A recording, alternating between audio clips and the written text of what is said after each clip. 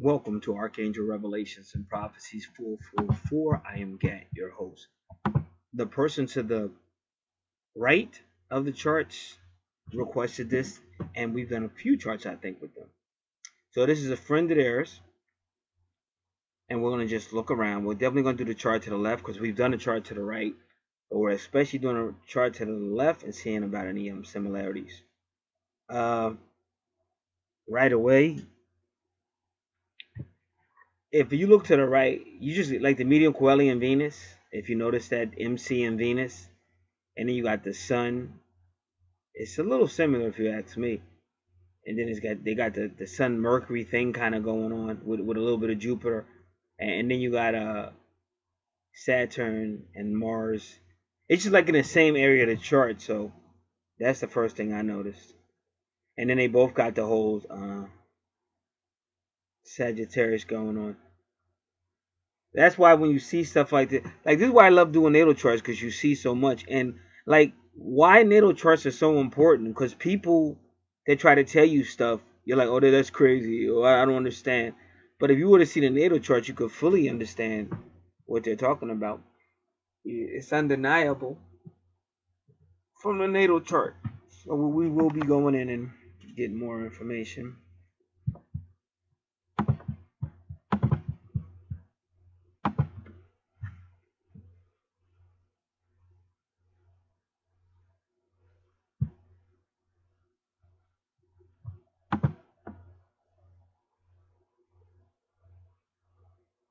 Alrighty. So now their true north node is barely leaving the first house and going right into the descendant, which is Cancer. I mean, going right into the 12th house, which is Cancer. And then, ironically, the person over to the right, their good fortune is Cancer.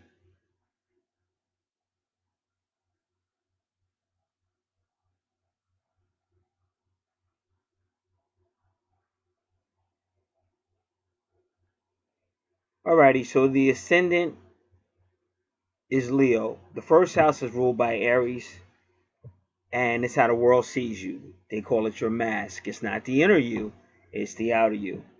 Both of those, Aries and Lion, are a fire sign. So this person's going to be ready to go. But they love life, still child ways, having fun. Child ways may even be really good with children, but they love to go. They're not going to be backing down. They're going to have a problem with somebody trying to restrict them. They're not having it. They love to travel, love to go, fun. They may be very creative in a lot of different ways. See, creation comes in many different ways. It's not just writing a poem or singing a song or music or performing, but it could be. But it could be very creative. You could be sitting next to somebody, just the way they see life can be creative. So it's many different ways when you say creative. And see, Pallas helps this person. See that little asteroid that looks like a diamond? That's Pallas. Pallas helps this person see patterns or how to solve things.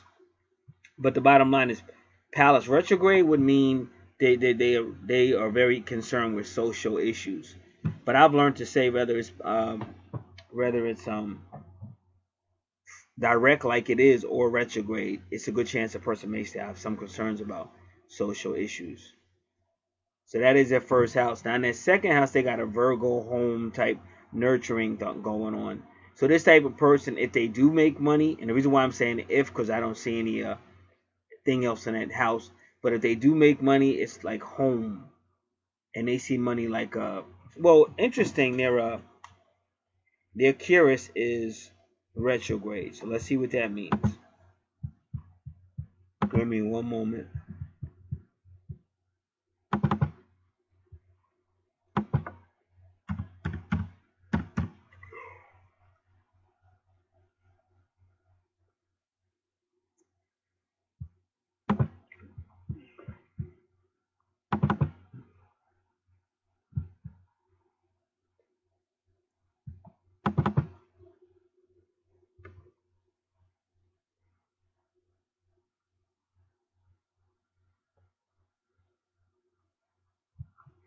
So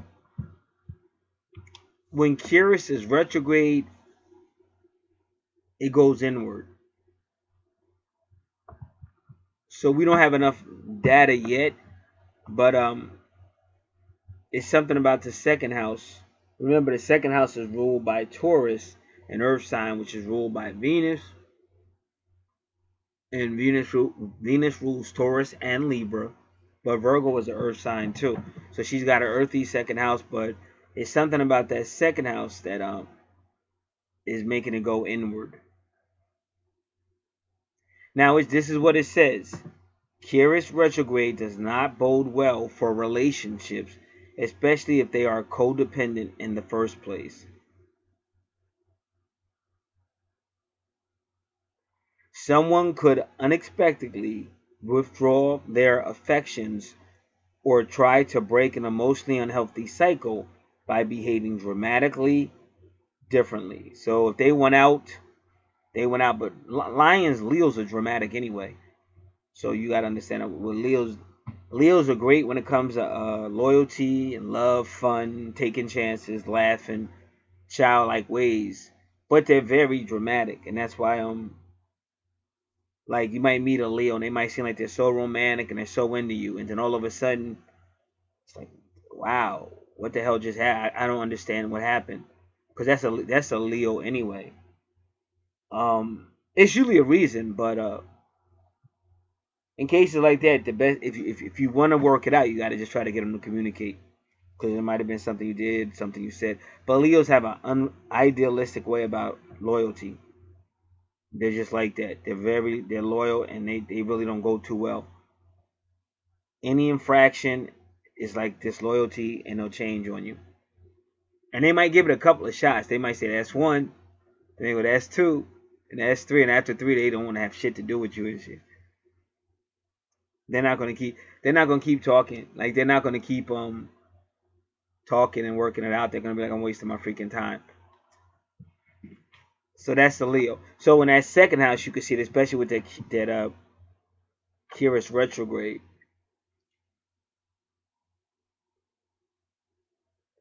So it may be something that has to do with home and possessions. Like I don't know.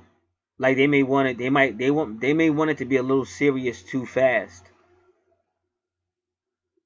because it's the home. Well, it's Virgo. It's the sixth house. It's the health, healing, service, small children, small animals, co-workers, or subordinates.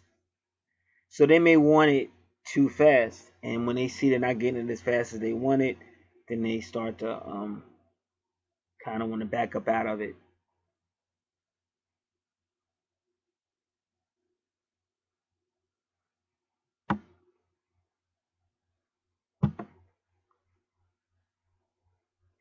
But now they just said that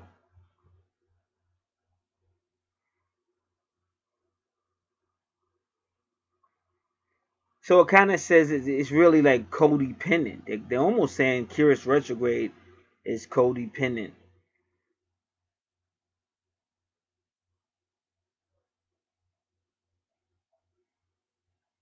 So when Curious is backwards, addictions, addictive behaviors, or abusive patterns tend to be more apparent. And romantic relationships will seem a little colder.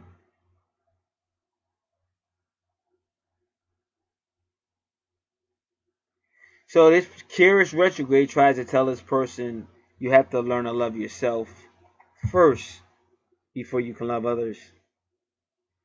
It's implying that they just see their second house of money and finances and possessions as being home with someone.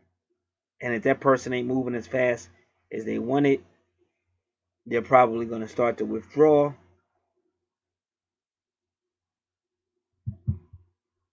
But Leos can be like that anyway, even without the Curious retrograde. Because Leos, if they, as they grow through life, they know life isn't really like that, not on this planet.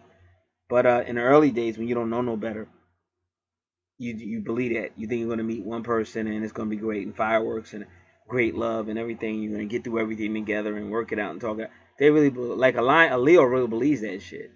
but it's at the heartache after heartache and problem after problem and all kind of just crazy stuff associated with this planet.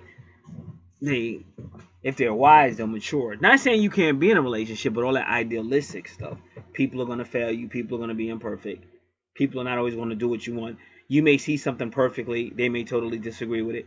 This shit happens.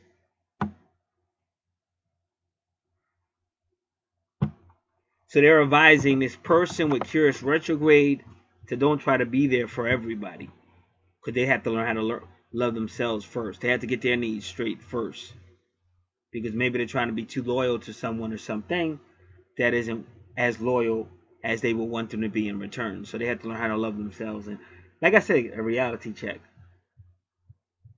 So in a way, Virgo's there to help heal, if you ask me. Because you notice there's no indication of money in that house. But it might be somewhere else on the chart, but not in that house. And that is your money house.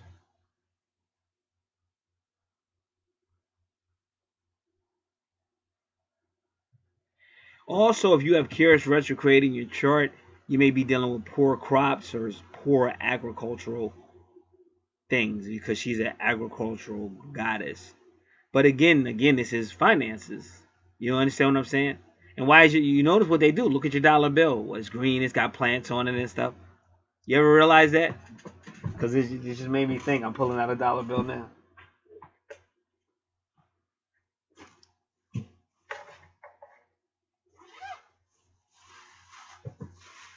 Give me 1 second.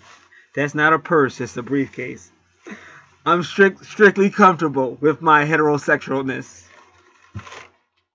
All right, let me look around here. Yep, see your dollar bill. It's got all kind of plants on it. Greenery.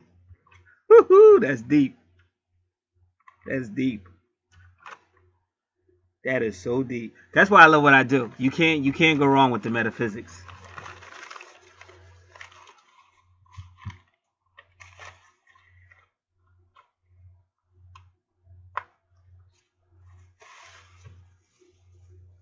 So the universe is kind of telling her she's got to learn to love herself first if she's going to break what we just learned. She's got to learn to love herself first, and she can't be involved with codependency. Like, I'm a Leo. I didn't let this world change me. I've been through everything. I'm a Leo. That's my sun sign. But I love myself. I love life. I love people. But I know how to keep distances. I know how to say no. This is decades of learning, just getting burnt and trying to help people and getting betrayed. There's certain ways to do everything on this planet. It's just the way it is. You can accept it or reject it, but it is what it is. Especially over here, because I'm in the good old USA. Now, this person I requested this there. Could I say overseas? Could I say overseas? All right. Now we're going to do Curious retrograde in Virgo. So this person may find themselves buying no-name brands instead of their usual fancy brands. A problem you have been blaming, this is what we're talking about. A problem you have been blaming on someone else may become exclusively your responsibility to fix. See, now it makes sense. I want to thank you for this natal chart because now I understand it a little bit better. See, what happens is this person may say, oh, you know, I want to be with somebody, and because both of us are working together and we both got jobs and we both got paychecks, so I can go out here and buy this and buy that. But once that reality hits, that whoa, you know, the reality is that what they thought was going to happen doesn't happen. Now they're going to find themselves buying no-name brands. You understand? Instead of their usual fancy brands, because it's you got to work it out. And they thought it was going to be two people or a home situation, but it may only be one for a while. You may receive important news about your property or a divorce settlement. So now we'll be looking on her chart for the areas of property and stuff like that, primarily. I don't think the divorce applies yet. All right. So that was interesting. So now you go into her third house, which is about relationships. Brothers and sisters, the community around her, communication, short distance travel, creativity, mental work, and multitasking. And she has Libra there, which is the 7th house of relationships, contracts, law.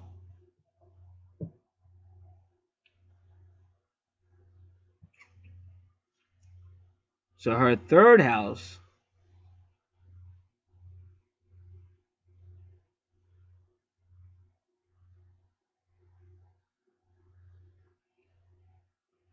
it's not yet an indication of a great communications or a great relationship.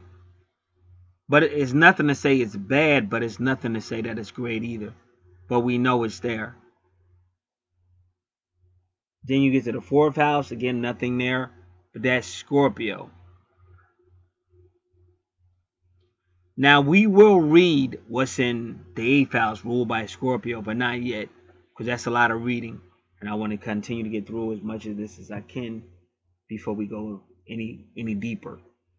But whenever you see Scorpio and Cancer, now this is they're both water signs, and Cancer, you have to be careful with Cancer and Scorpio, because Cancer, Scorpio is the underworld, and a lot of times people with water signs like Cancer try to go into the unknown or the occult, and they have problems with spirits, because spirits can really get to you if you're Cancer or you have a water sign, and Scorpio is a water sign too, so you have to be very careful.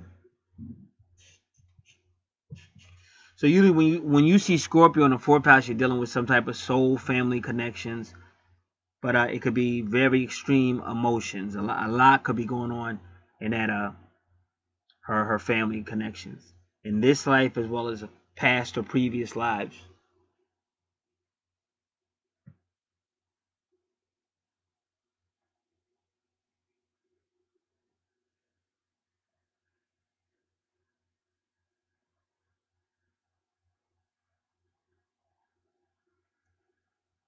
Okay, now her ascendant is a Leo. As soon as we get to her house of Leo, again, fire sign. She's got Aries, Leo, Aries, Sagittarius. So she's going to be a fiery person. But if you notice, all you see is retrogrades in that fifth house. So, and Pluto retrograde means something is going to be taken away to move you forward or to teach you some type of lesson for this person on the left. So when you see Pluto retrograde, that's the main thing. And as you see, Chiron retrograde means hard to heal, trouble healing.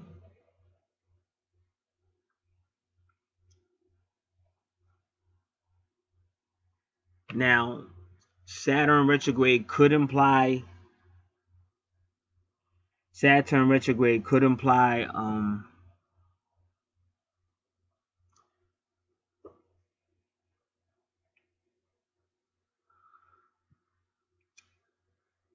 not just psychic, is more widespread than psychic abilities. But they're in touch with a lot of stuff. They're in touch with the people as a whole, but even other things they're in touch with. Like maybe other things off this planet, out of this orbit, other dimensions. Because you got that whole Scorpio thing there with Pluto as well.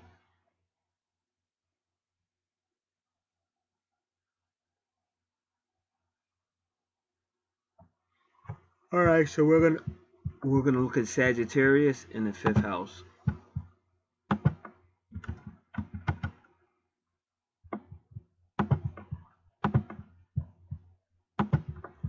All right,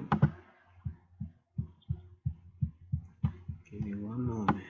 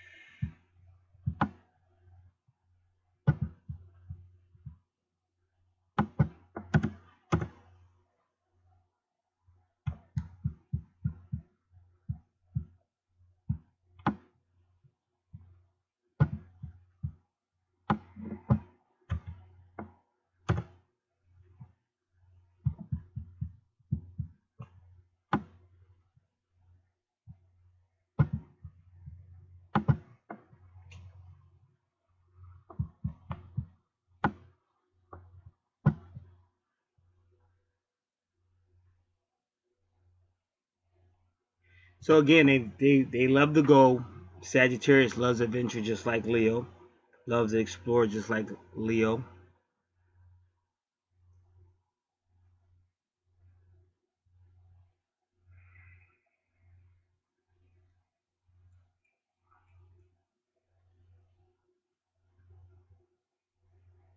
So they say, but again, it could be a big price tag that follows. Whatever they're going to do in the 5th house is going to be big. But then we've already heard a little bit about finances from the 2nd house.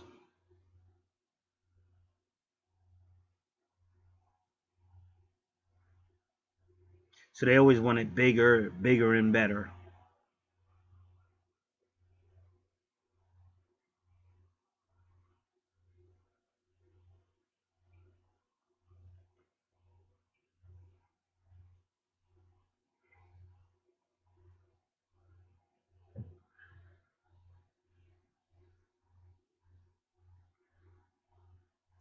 They said this person might expect too much for the children. They might be really ambitious for their children, but they might expect too much from them. They tend to be very proud, and they want their children to be a reflection of them.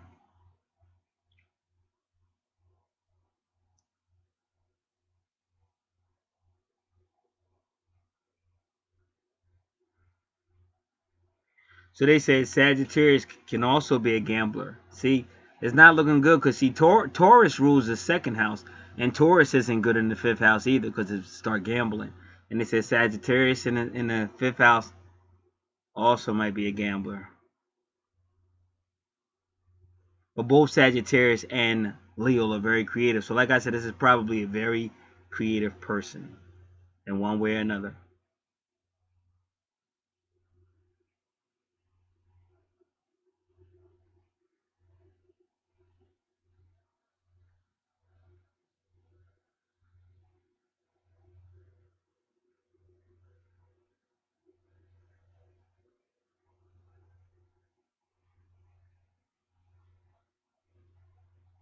And they call Sagittarius a snob.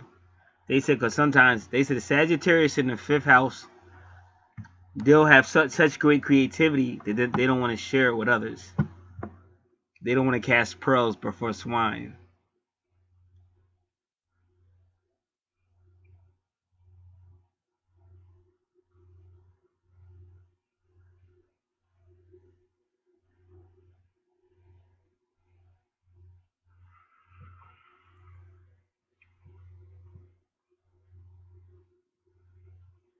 So whatever house Jupiter is in, we'll look at that as well because Jupiter rules Sagittarius, but we'll look at it when we get to that house.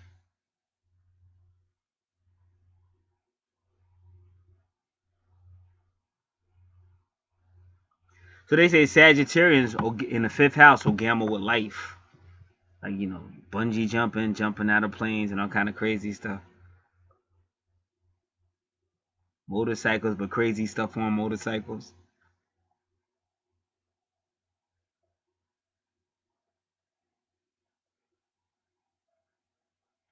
So they warn Sagittarius in the 5th house to watch risking life risking adventure.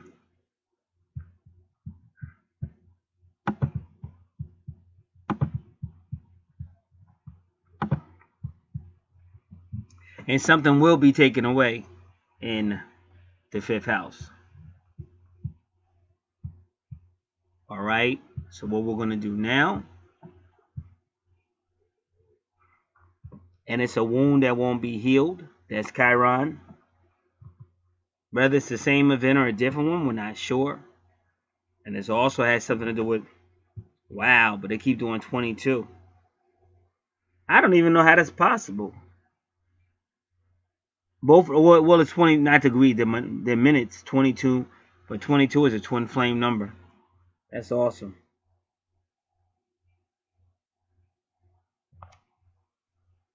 All right, so let me get it. It's 12 degrees. I'm going to tell you that the minute with 12 degrees. Just give me a moment.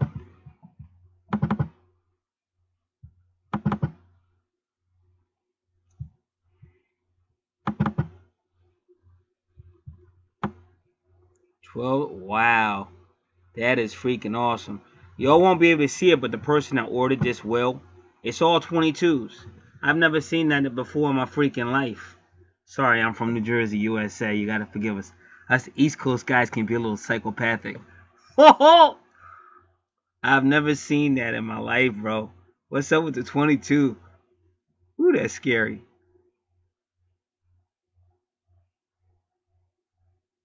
Hey, how many of you see this is for you old timers? How many of you guys remember Tell Laura I Love Her?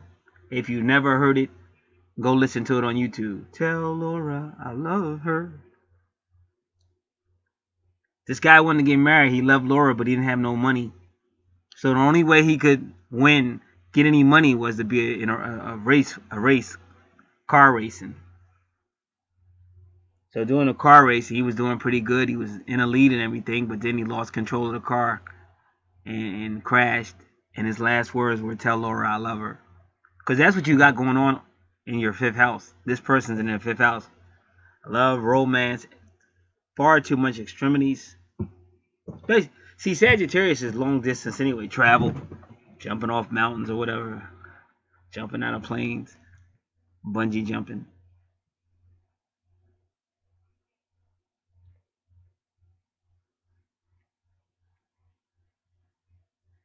Now, I could do 0° Leo, but the trick is this.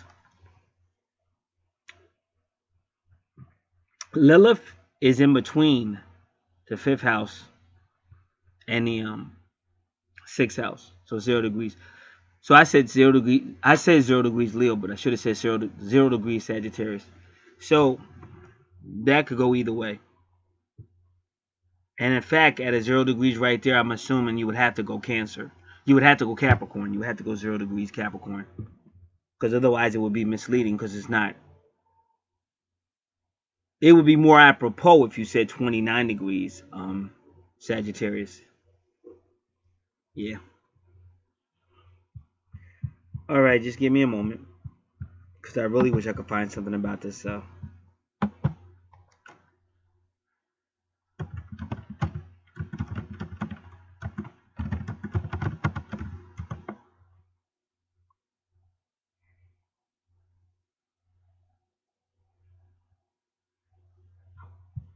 All right, so this is from tarot.com. Let's just see what they say.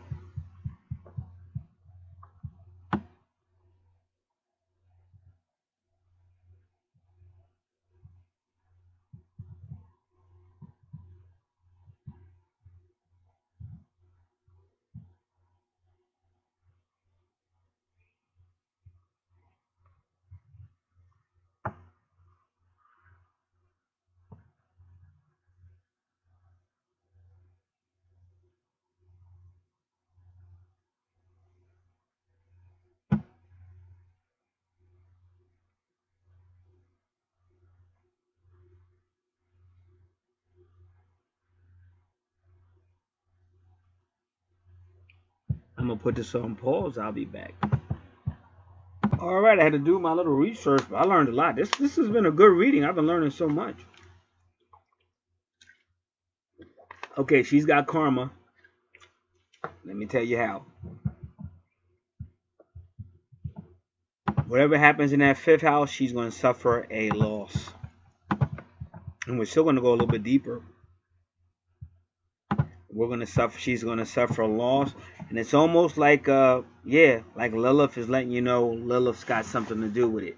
See, this is not good. I'm just letting you know why. If you know the history of Lilith, the mythology, you would know why this is not good.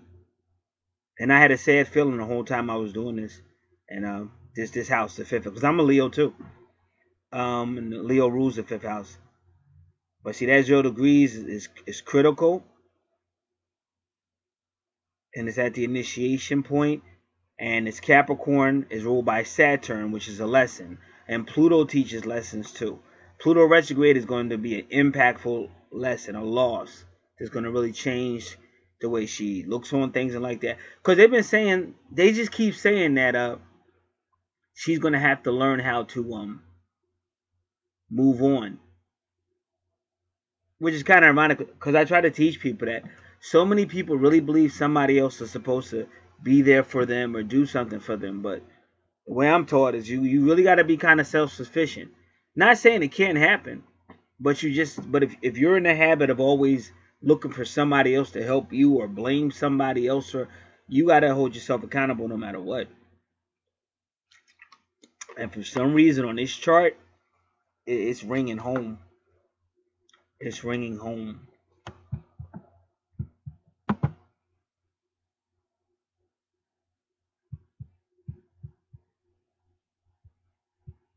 Now, Capricorn is an initiator, but that's why I said it's karma. Because it's a cardinal sign. So after that dramatic situation happens, that dramatic loss, based on somewhat maybe being a little too carefree to the point of possibly being reckless. And that includes driving or anything else. A wound that can't heal, and they just keep hitting you with that 22, 22, 22. Almost like 666. And just so you know, 444 is the angelic number. But that's really scary. And then they go right to 2 degrees at the very next one. This is really scary. At the vertex. Oh man, this is scary. This is really scary.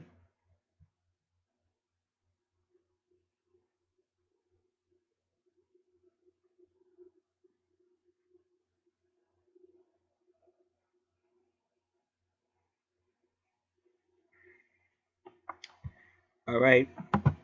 I'll be back. All right. So now we go to 29. They advise to go to 29. Because 29 is the point where things have to be finished up. And they're saying that this person is probably a very old soul. And they have some critical things to finish up. And if you notice, it's still in the 9th house, which is ruled by Sagittarius. And see, my 9th house has medium coeli in it. Because medium coeli usually is in your 10th house. And that's what I noticed. That's what I noticed. Because see, that person over to the right also has medium coeli with Venus. I can see why people don't always listen to logic. Because this kind of stuff, you just know.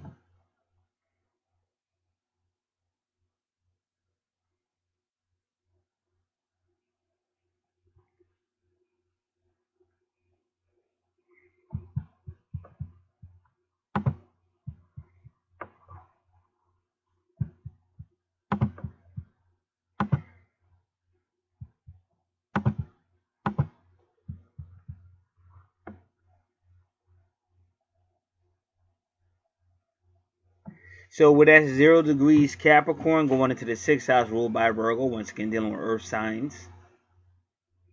It's the early stages of learning lessons.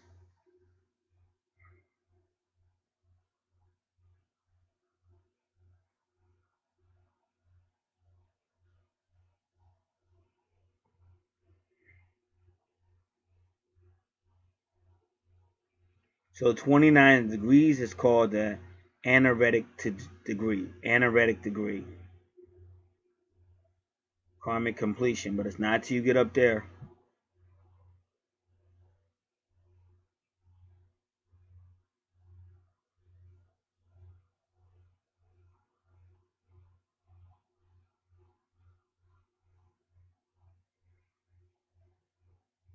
So there may be a rush or need to finish up something related to that planet or point. But that's how I started off.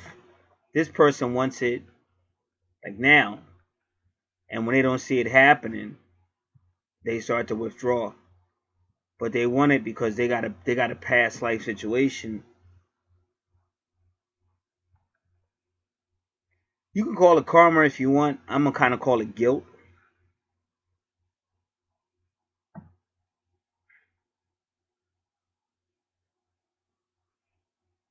See, what I did prove we're dealing with soul families, your Scorpio in the 4th house. See, a lot of times people think they're twin souls because they had some stuff in the past life, and it's so powerful in this life. And so, you know, I consider myself an expert. Not that I can't learn. I never said I knew everything, but I do consider myself an expert. So you tell them, you try to tell them, but they don't want to hear it because it's just the power is so strong. But if you knew how many people I told them that's not your twin, just by the chart, and they get really upset, like, oh, this is my twin, don't you? How do you know? Blah, blah, blah, blah, blah. And then some months will go by and they'll bring me some more information and we'll do a new chart. And then we see that that person's way more closer to being their twin. But that doesn't mean you have a great, like, you see it in front of you now. It's a whole lot of people that have way better relationships with their soulmates than their twins. So you're going by a feeling. I know it's powerful and I know it's hard, but it still could just be a soulmate. And that's what you have in the family house. House number 4 is Scorpio. And that's where the 8th house is your souls and reincarnated souls and twin flames. So far, these two just have a karmic situation. But I just saw it. It's in the newspaper today. They were trying to find out what happened to this van. This van was riding, and then they all ended up off the cliff. And so the investigators tried to find out, well, what happened. And the investigators determined that actually the person, as they got closer to the cliff, they actually sped up. And I forget how many are definitely dead, but there's 3 they haven't found yet. As of early this morning, it's 3 people that were allegedly in that van that they haven't found yet. See, I'm an investigator by heart. Once I see missing bodies, I start to say, sounds a little fishy to me. But they went off of a cliff. And who the heck would drive off of a cliff? You know? So that's some crazy stuff. Like, not to be funny, but it just seems to me that they had the wrong person driving that day. Or otherwise, it's still foul play, even though the investigators are making it seem like it's not. But when you tell me it's still people missing, I'm wondering why. You know, just me by nature, being alive so long on this planet, and I'm like Columbo. I'm the Black Columbo. If the ends don't tie up, I'm not believing it. I only recently believed the story about Selena, how she died, only because I saw the recent movie and I put everything together. Plus, they had an interview by her husband, her former husband or whatever. So once I was able to put the pieces together, I said, okay, now I'm gonna close the case. But I never closed the case. Back in, when did this happen? When she got shot, it had to be like, was it sometime in the 1980s or something? I forget. But I left that case open until I could finally close it. And I finally closed that case maybe 3 or 4 months ago. I did it out here. So I will not close the case if the ends don't meet. All right.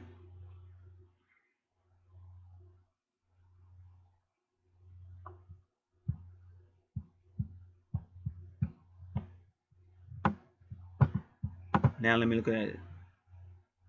Okay, so her Venus is at 29 degrees and 7 minutes, or 7 minutes, whichever one, however you pronounce it. But it's not at 59. So if it was at 59 minutes,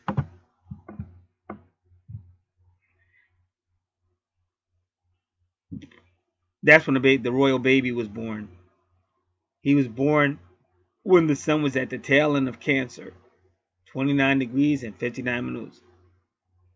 If he was born just a short time later, the sun would have ingressed into 0 degrees Leo. Well, that is royalty. That's the lion. He says Cancer and Leo are very different energies. This is why knowing the degrees and minutes together of a planet or point is so vital. It helps us determine where a planet or a point truly is astrologically.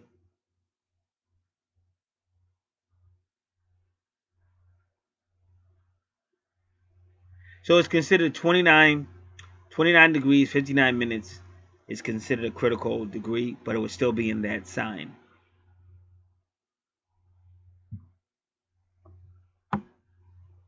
Alright. Now I still want to do something. Because we're nowhere near done with those 2 houses.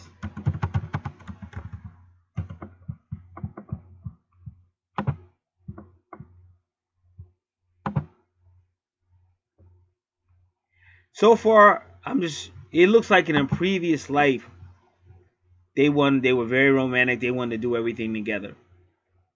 But because of that codependency, they may have cost the person a life.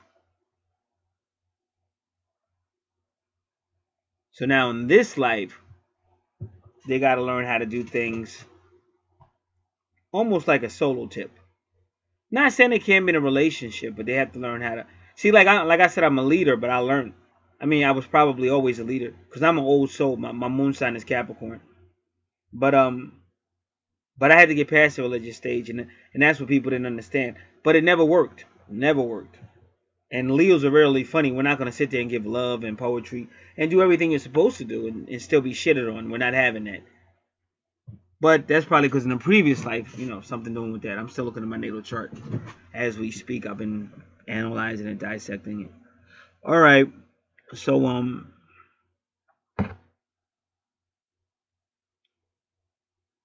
so just let me look around a little bit more.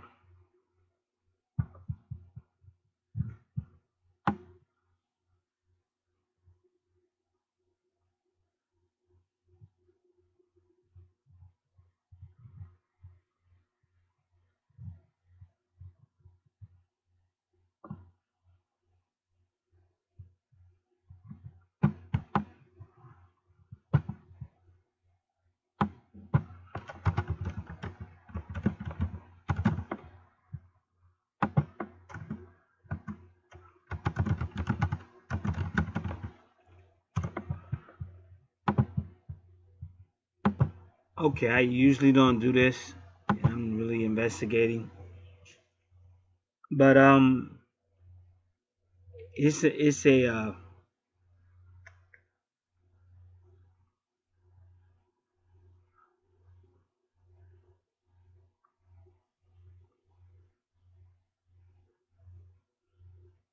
it's a possibility that in the past life this person may have been guilty of murder. And I never do stuff like that. And I keep my mouth shut because I get so much backflack. So some of the times, I watch what I say, or if I do say it, I say it a different way. But this time I can't. 22 in astrology is a bad number, but you would have to understand about the curse that was put on the real people of God, because that's their number is 22. It's angelic number, it's the number 4.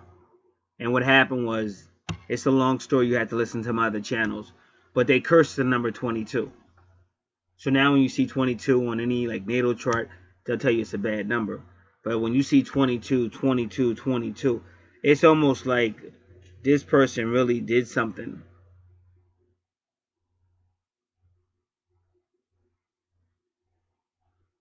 And then it tells you the beginning of Cancer, the beginning of Capricorn. So this is some 9th house, 10th house going on. And as soon as you go to the 9th house there, you have again Aries aggression. And Leo's there.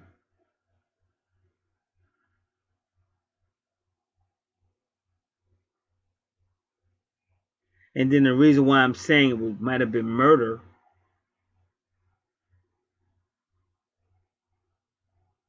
even 0 degrees at 28 minute where Mercury is, that's not good either.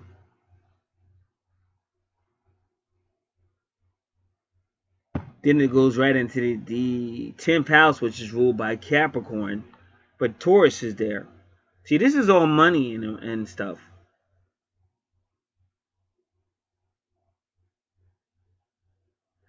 Capricorn is karma. But when you got Taurus in Capricorn, that could even be like somebody you get out of the way so you could take their position.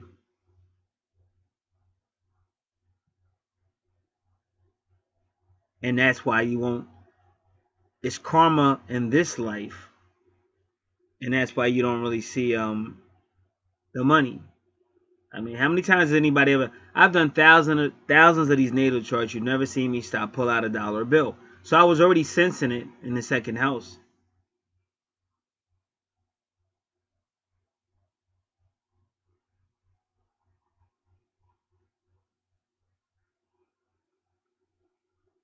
And everybody knows about Lilith retrograde.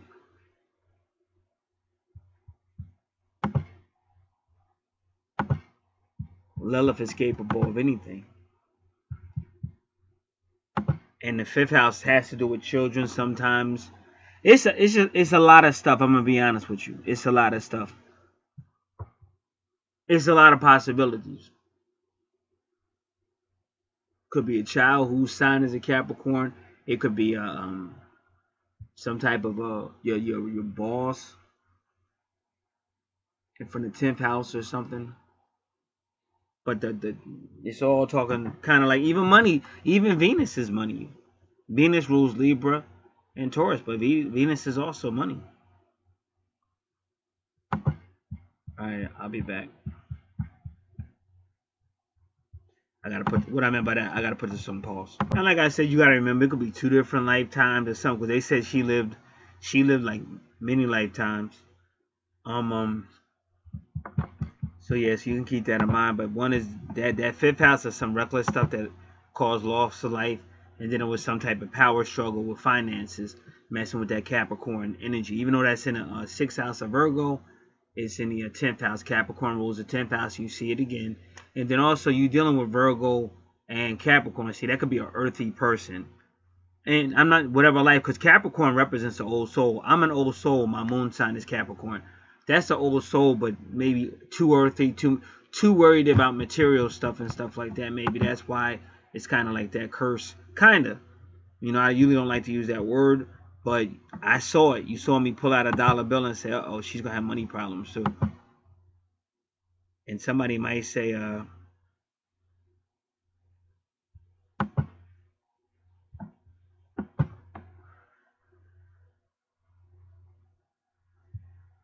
don't know who this was. Catch a Rising Star.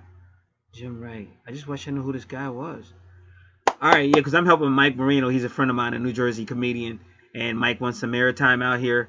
He's from Jersey. I met Mike on 2003 at a big birthday party. And Mike's a cool dude. Both from Jersey. And he's back visiting. But he's out in LA now. But he's coming to Jersey. That's where I'm at. And Mike, he wanted some radio time. So I was trying to help him get on the radio. And somebody's wanting to see how to get in contact with him.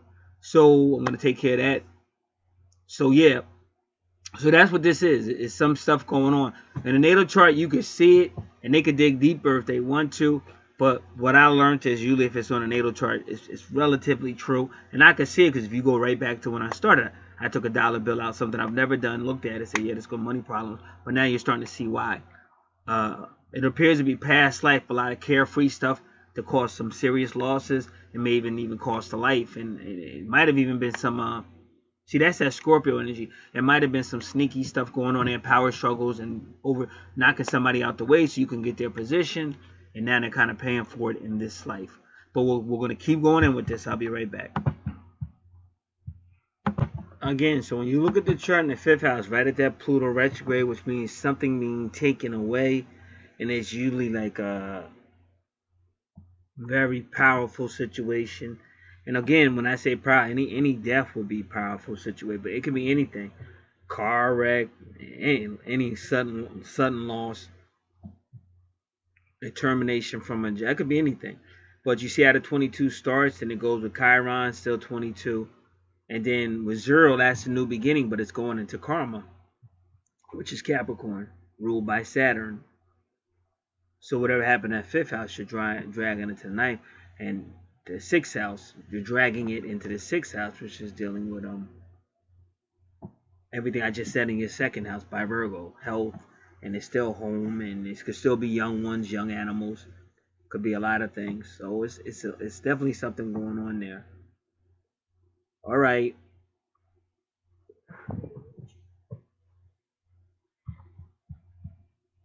So I want to repeat that 0.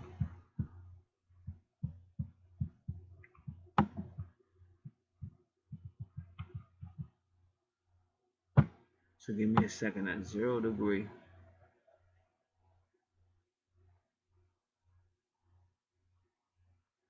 So that's a critical degree for Capricorn is 0 degree, which is what it is. So we're still looking at the 5th and the 6th house, just so you know where I'm at.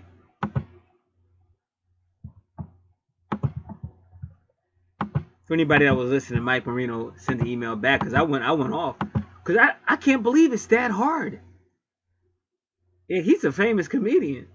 But this is how crazy this world is. You would think if I'm in a radio booth, you know, when a famous comedian wants to come through for an interview, I'm like, hell yeah, ratings, you know?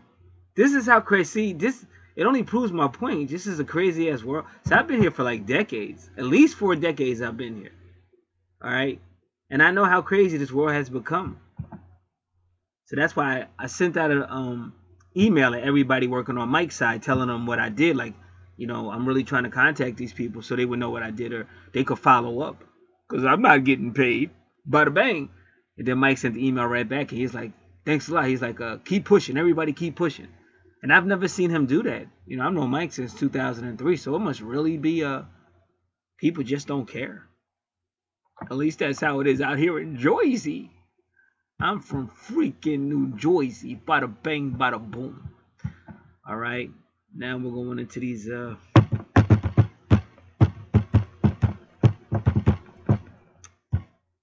degrees.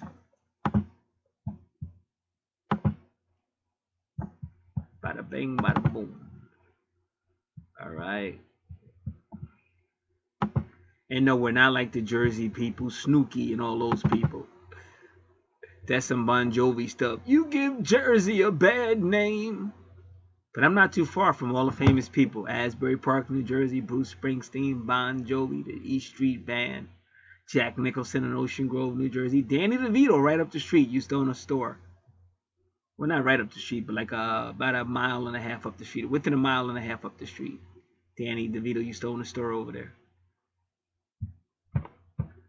All right. Now,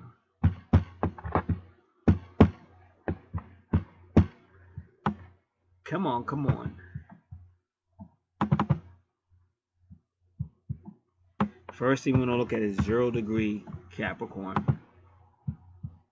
So again, they got some type of Capricorn going on. Capricorn karma in the 6th house, ruled by Virgo. All about health. So this person has to watch their health too. Because you keep seeing Virgo.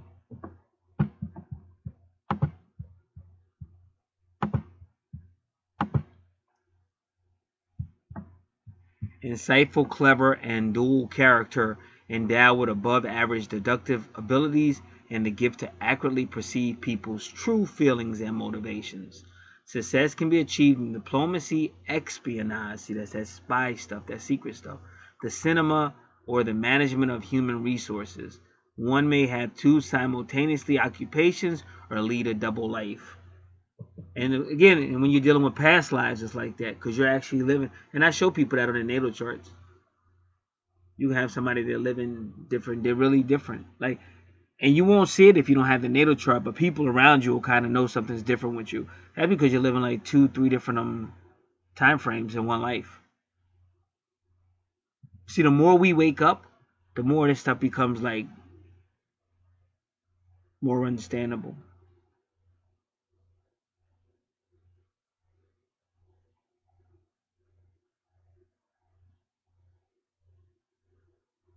I was talking to that guy. He said to me, and he's right. This radio station is right up the street from my house. But let me tell you how this works out. I had just got a flyer from that radio station. Like I didn't even know. Like I knew it was there, but it's like old school stuff, so you don't really focus on it. But it's a new radio station. The same day I got that flyer, said, "Hey, we're a new radio station." They right up the street from my house. And then that's when Mike Marino said, "Hey, everybody, I'm looking for help with radio." Because I haven't, me and Mike we're not friends. We don't hang out. And I haven't literally seen him since 2003. Then he was like, yeah, I'm anybody can help me with radio time, which he's never done before. That's some crazy stuff. And they're really acting like, oh no, like why don't you want to interview one of them? No, he's really famous. He's LA. He's been in movies and everything. Mike Marino's famous. This ain't no easy. He's not, he's not like no up and coming, don't have no reputation. This guy's been on kind of movies. All along, he's been on all the late night talk shows. I don't understand what the heck's going on. But anyway, so that's the 0 degree. But we also said it's karmic.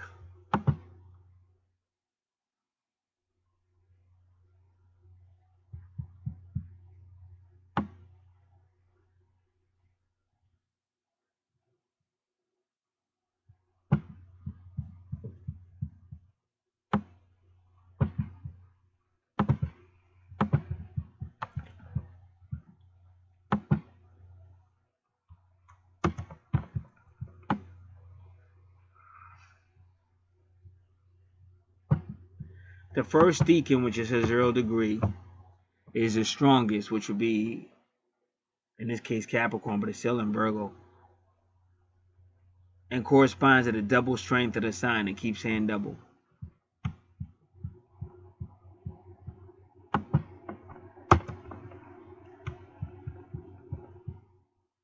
The decans are said to have psychological and physical significance and are related to the mind, body, and soul. But again, so health, with this person is going to be health. It'll probably be some type of career, because that's Capricorn, reputation and career.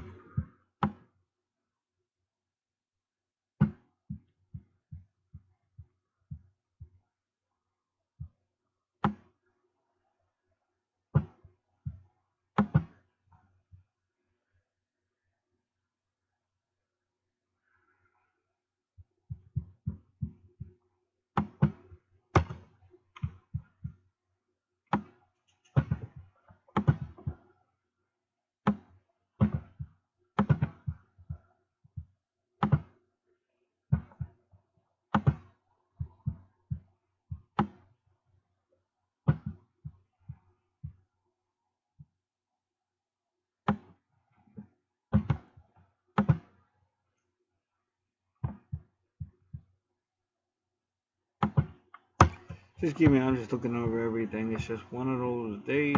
No, this natal chart, it really, it was totally different. But it actually challenged me. That's why you see me doing all this stuff.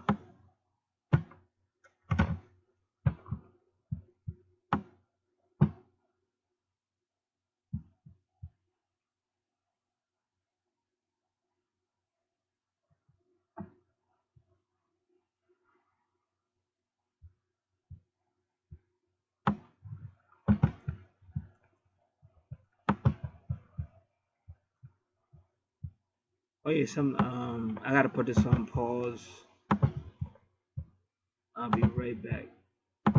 Alright, so like I said, this is somewhat of an earthy person, and they may have some type of health problems related to Capricorn, or your Capricorn energy, career or reputation, even career related. But see, that goes back to what I said. Even before I did that deacon, I was just, you could kind of tell this is eerie, bro. All them 22s, and it just looked like they took somebody out. And then see that, because that Venus shows they have unfinished business, but it takes them right into Capricorn, and then Capricorn does it again, 0 degrees. That's scary. It's like, this is the scariest. Like, I've seen a lot of natal charts. This one scares the hell out of me. And you heard them hear me say that. And then Venus at that 29 degrees means they lived many lifetimes before.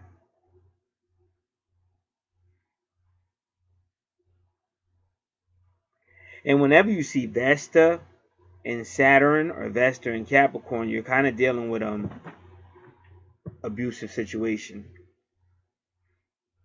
because Vesta tries to prevent the abuse. Capricorn in the 6th house is a type of home service business, health or service business, career associated with service or family or home or even children or animals or health or healing or service. Vesta and Virgo work together. But whenever you see Vesta and Virgo, you're dealing with the priestess, almost like Mother Mary.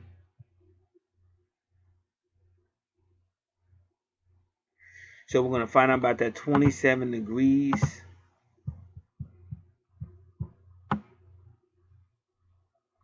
Like I said, spiritual.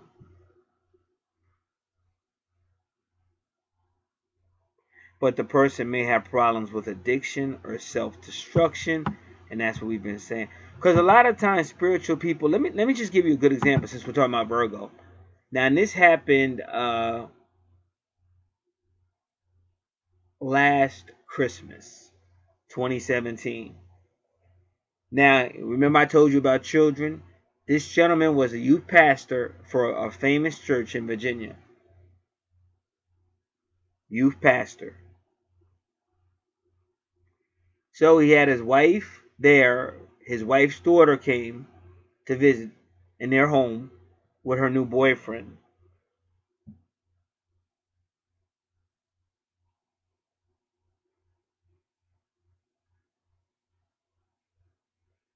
So somehow one thing's led to another. He shot the boyfriend outside on the front lawn. and he then shot his own wife and his wife's daughter. I guess that might have been his stepdaughter. I don't know. He killed everybody in the house. But that's what I'm trying to tell you. The whole spiritual, and Capricorn is always going to be like the kind of mature leader type deal, youth pastor. Because that's still, anything with the 5th and the 6th house is talking about the youth, even smaller animals for the 6th house. Now you got to understand this guy's makeup, because he was somewhat of a coward. But they just said clever. Remember, they just said this type of person's clever, because that's what he did. Him and probably the wife wasn't happy with some of the things he was doing. So she thought, because that's when people start arguing around holidays and stuff like that. She might have thought this was a good time to, let him know she wasn't happy because he wouldn't do anything to her. Maybe he was a little abusive. Because I just told you, whenever you see Vesta and Saturn, or Vesta and Capricorn, you may be dealing with abuse. So maybe his wife thought this was a good time to stand up for herself because she had 2 people that would back her up. So he might have felt a certain way, got up from the table, went in his room or whatever, and they didn't necessarily know what he was doing, but he might have came back and asked that guy to step outside, however he did it. So the guy thinks he's stepping outside either for a fist fight or to have a little dialect, and this guy blows his brains out. And see, that's that Mercury as a communication.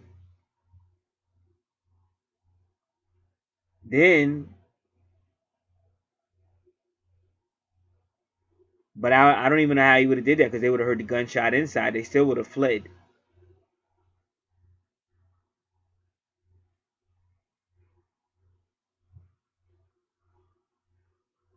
Because I'm saying if he's mad, unless he was that psychotic that he came back in the room, they were all in the room, and he shot 2 of them at the table, the 2 women, and the other guy was trying to run or whatever, because what else could he do? And then he just shot him, followed him outside and shot him. But everybody he killed was a straight kill. Like nobody was wounded. And that happened on Christmas. I think it was Christmas or Thanksgiving 2017. But that's a whole spiritual murder stuff that, you see in movies like Alfred Hitchcock movies and Twilight Zone movies. But all that's that Scorpio stuff that you see here in the 4th house, which we will talk about.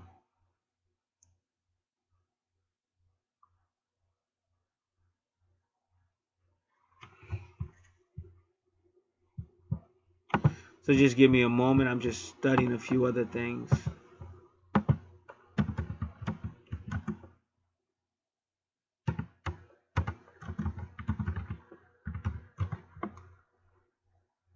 All right, give me a moment.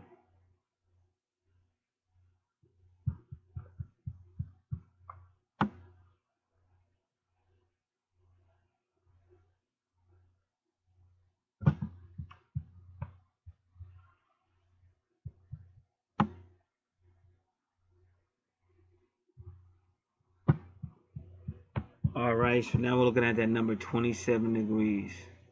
But I really, just give me a moment. I'm looking at a couple of things. Okay, now I don't know why this is here and that one's over there. Let me see.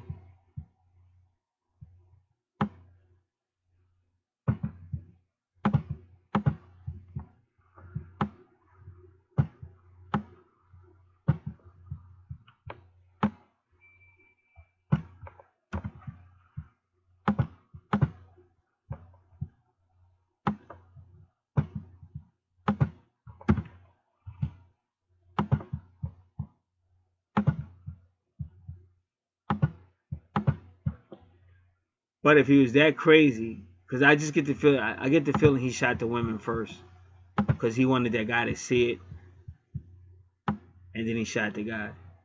He's crazy.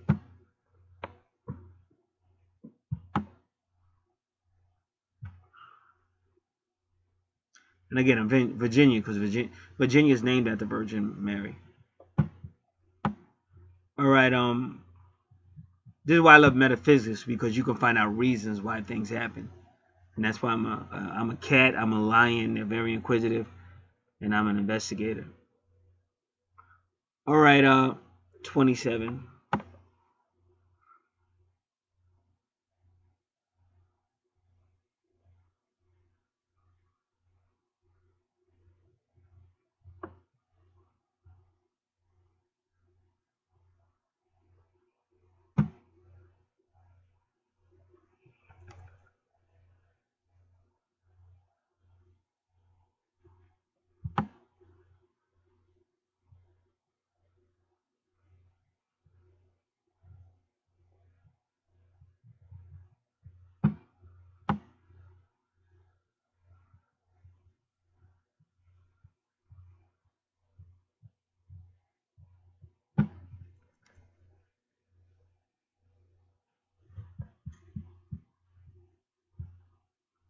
So even at 27 degrees, there might be some problems with self-destruction there.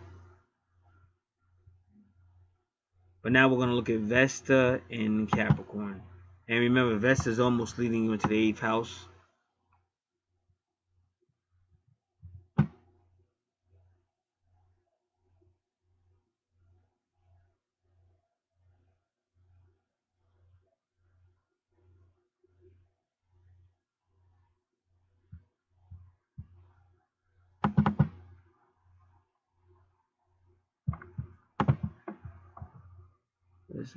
Vesta in the house. Let's try this one.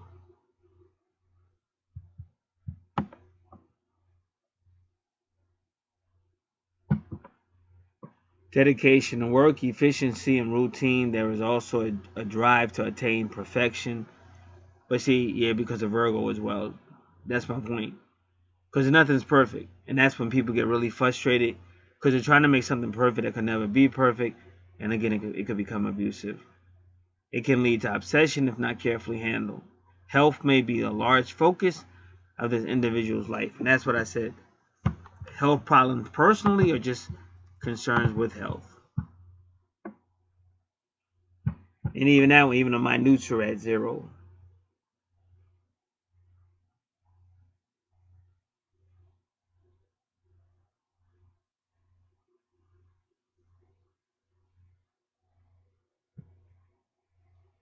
So they might find themselves in some type of relationship with somebody with Virgo energy. And that's her true north node is Virgo. Because Virgo rules the 6th house or Capricorn energy.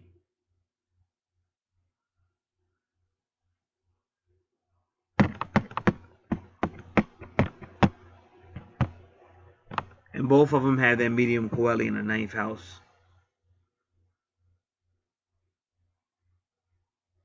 Now Aquarius, whenever you see Aquarius in like the 5th house or the 7th house, this is the person who'll have a different type of relationships. Unconventional type of relationships. Could be over the internet, long distance. It could be same sex. It's unconventional relationships.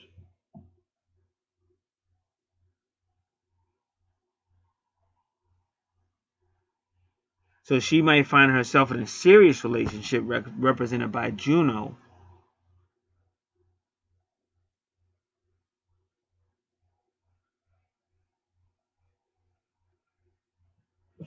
Or any type of Aquarius energy. Like over here you see Aquarius, medium Coeli, and the Venus. And but you still see that 22 with Venus.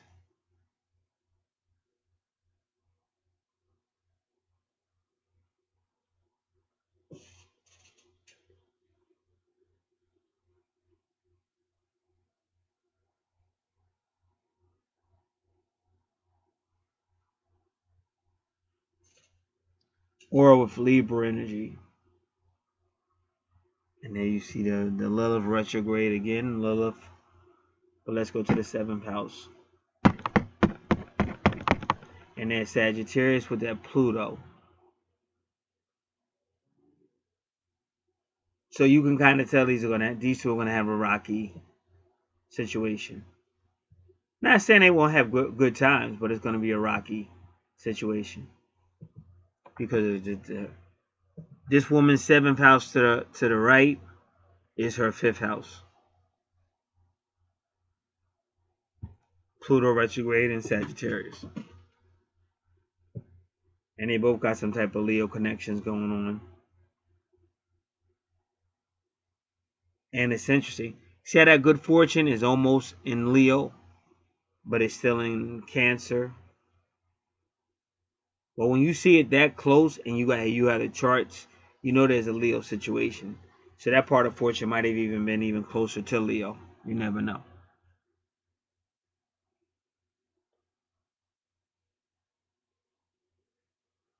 Uranus means anything could happen, good or bad, and it's sudden. And remember, Uranus rules Aquarius.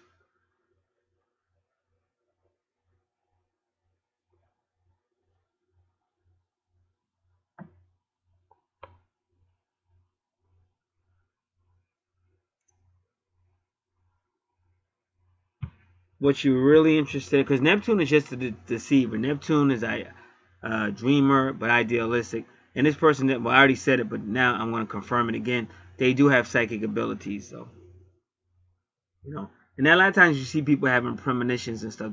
They're that type of person. And that's why I said we live in a weird world. Because what if somebody has a premonition that they're going to be murdered by somebody? And maybe they tried to handle it the so-called right way, but nobody's going to believe you because it ain't no proof.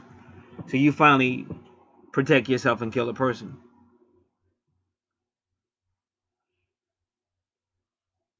It's like damned if you do, damned if you don't. All right. So Neptune is making it. This is already going to be a somewhat unconventional type relationship. Neptune is going to make it kind of dreamy, idealistic, watery. But like I said, we've already been proving there's spirituality there because you have Vesta. See, this person has lived many lifetimes, so some of them is manipulative and sneaky and more earthy. Some of them is more spiritual.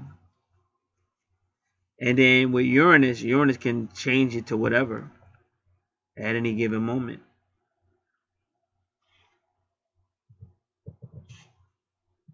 So Uranus conjunct Neptune, because that's the type of relationship she's going to find in the 7th house, is Uranus conjunct Neptune.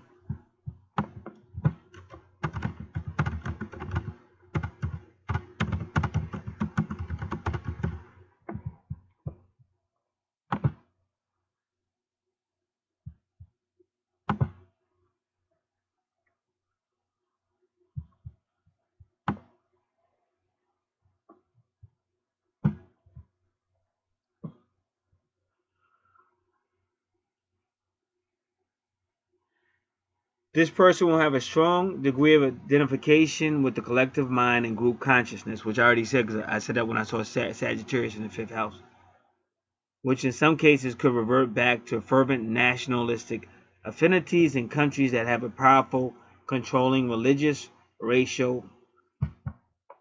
That wasn't my fault a pop-up came out. Political and social structures. Yet in most cases, it is likely that this will result in the emergence of charismatic demagogues, as in recent examples of the manipulation of the masses.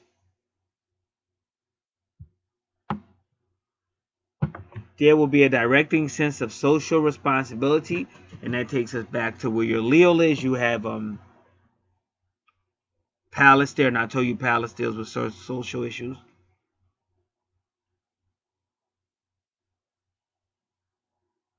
And an awareness of participating in a social community. Because remember, Libra is social.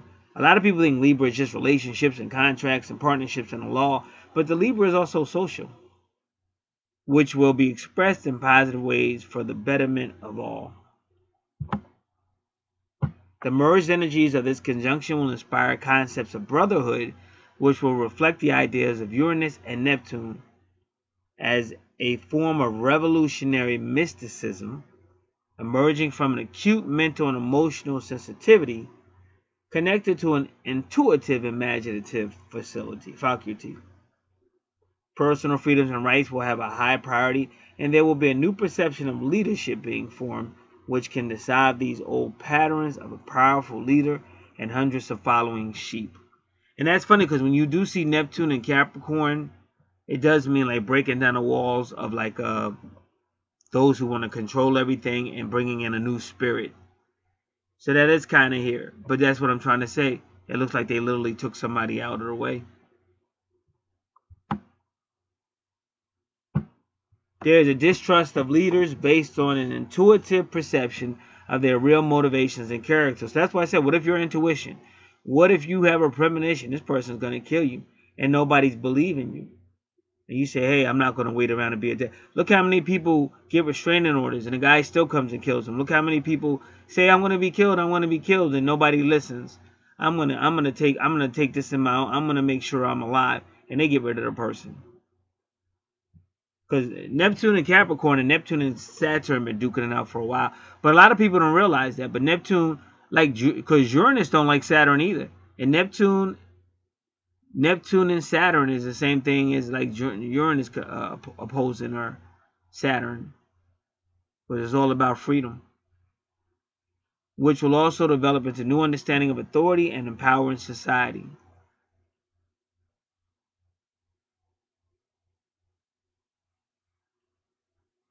This person will fight the powers that be. And they may create a new relationship between the people and the state. You know how people say power to the people?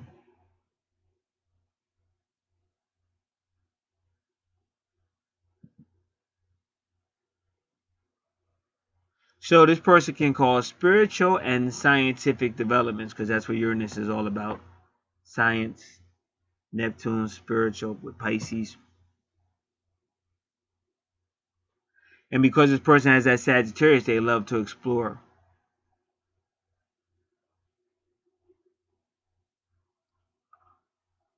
Well, that's an interesting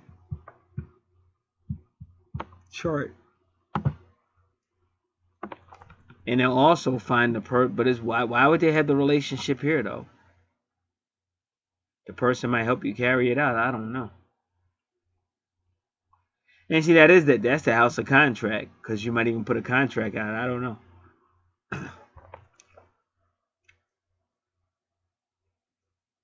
It's definitely a desire to remove any restricting Capricornian or Sagittarius energy. And we haven't gotten to Saturn yet. I'm in Saturn energy.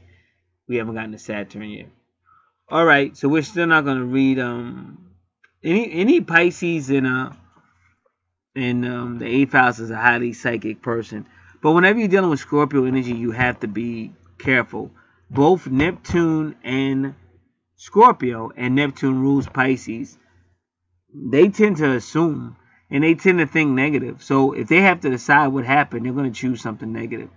Now, after Scorpio, because they doubt you a lot at first, but once you prove yourself, then they'll begin to trust you and they'll let you in. But until you prove yourself to Scorpio, they tend to doubt you and they stay very secretive and a little bit distant. They'll give you a lot of sex with them, but they're not going to give you nothing who they really are or nothing like that. The moon also deals with secrets, but the moon also deals with reincarnation. So does Scorpio. So does the eighth house. So we're definitely dealing with souls, past lives.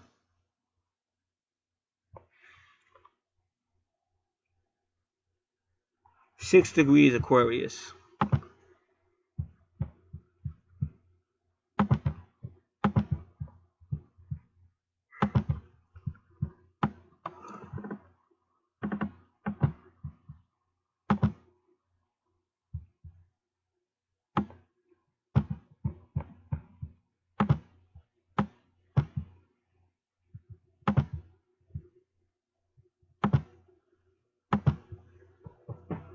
Stubborn, impulsive, and boastful character. Despite real skills, one wastes a lot of efforts of defending futile causes, especially when one is manipulated by flatterers. One must develop self-control and discerning facilities. So you just want to hope that anything they did that was bad, it wasn't because of this person. Pent-up aggressiveness must be canalized in activities requiring physical strength and endurance.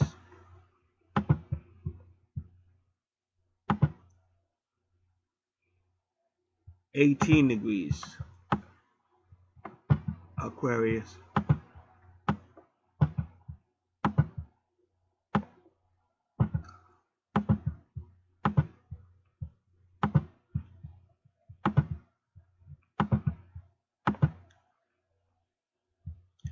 Creative, cautious, and enthusiastic character endowed with strong persuasion powers and good oratory skills. One is entirely dedicated to natural treatments, aiming at improving human beings' health. Let me do this again. 18 degrees Aquarius. That was 18 degrees Pisces. 18 degrees Aquarius.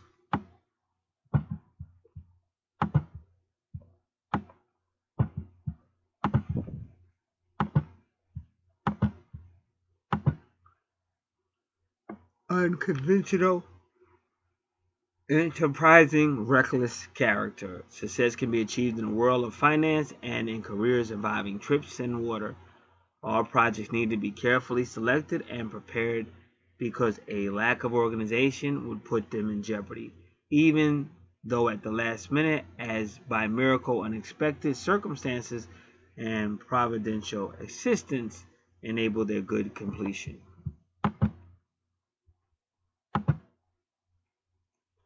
20 degrees Aquarius.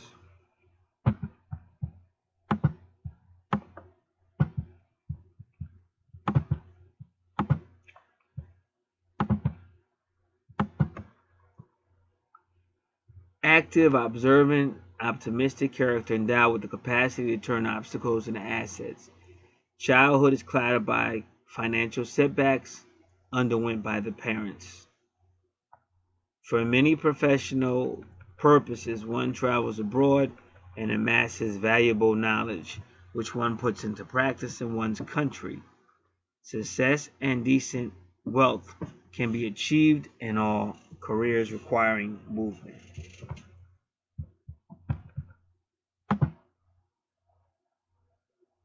All right. So we'll do your eighth house at the end. We'll read everything that's in the eighth house. Ninth house.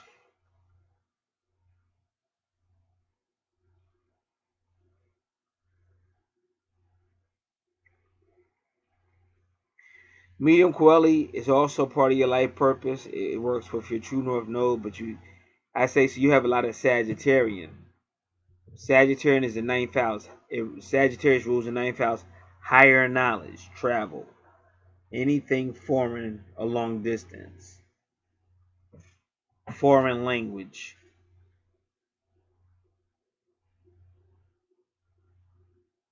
Because Sagittarius is in her fifth house, she has some type of connection to foreign things, anything foreign. Now we're back at the ninth house. Foreign, in-laws, higher laws, higher courts, philosophy, culture.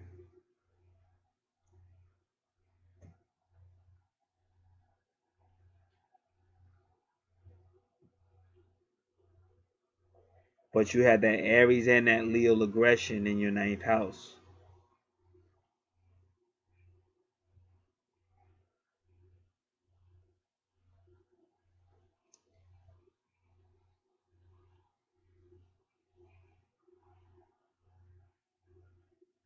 That's why I say she may get a premonition that's that's strong or that aggressive, but she may have gotten in a previous life because you see all those retrogrades in the fifth house.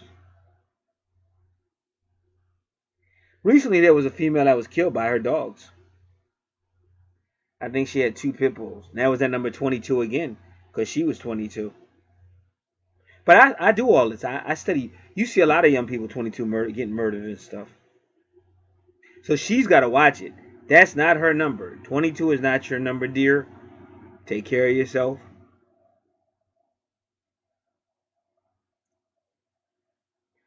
So anyway, what happened with this female? She had two dogs. I think she got them, raised them, and they had a great relationship with other. But she was a typical. She thought she was a bad girl, and she's got a body all tattooed up, and she's hanging out with some bad people. And one of those people wanted her dead. So then she was on the run. So she came back to her father's house, and her father, I guess the mother was there, but they're struggling to pay their own bills. Because like I said, it's really hard to see a funny comedian. I've never seen him that, like make sure we get me on the radio. No matter how you do it, call him up. He's just asking. He's asking his fans. I'm just at the end of the day, I was a fan, really like a fan of this guy since 2003, and I'm on a phone call and this shit. So but I used to have a radio station. He was on my show. I didn't have a radio station. I had a radio show. I used to be on Lift FM 98.5, The Bridge. Now so anyway, so she's home with her father, and so her father lays down a law quick. Those dogs ain't coming in this house. So they put the dogs in a closed confinement.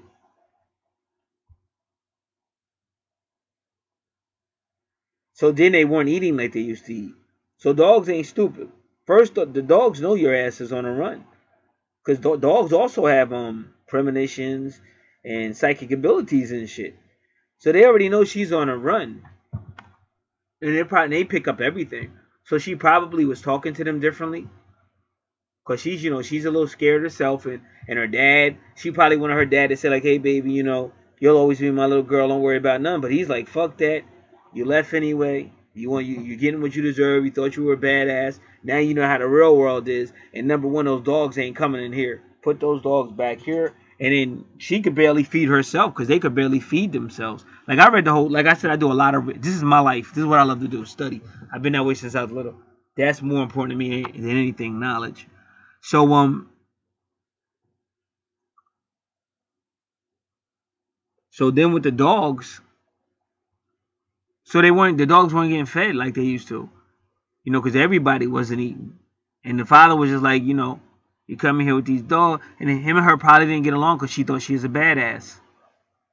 So she probably thought she was leaving home. Fuck you. I don't need you. I'm a grown. You don't tell me what to do. But now she's coming back like, oh, the people she was hanging out with, somebody in that pack wanted her dead. Literally dead. Now, I know about the supernatural world. In fact, I regularly talk about somebody out here. He shows you on camera how he takes care of his enemies. So I'm just telling you what probably really happened. And you're seeing stuff like that in this natal chart. This is why I'm talking about it. So anyway, she wanted to take her own dogs, both of them, on a walk in the woods. And so when they found her body, it was totally gone. And they claimed the dogs were still there.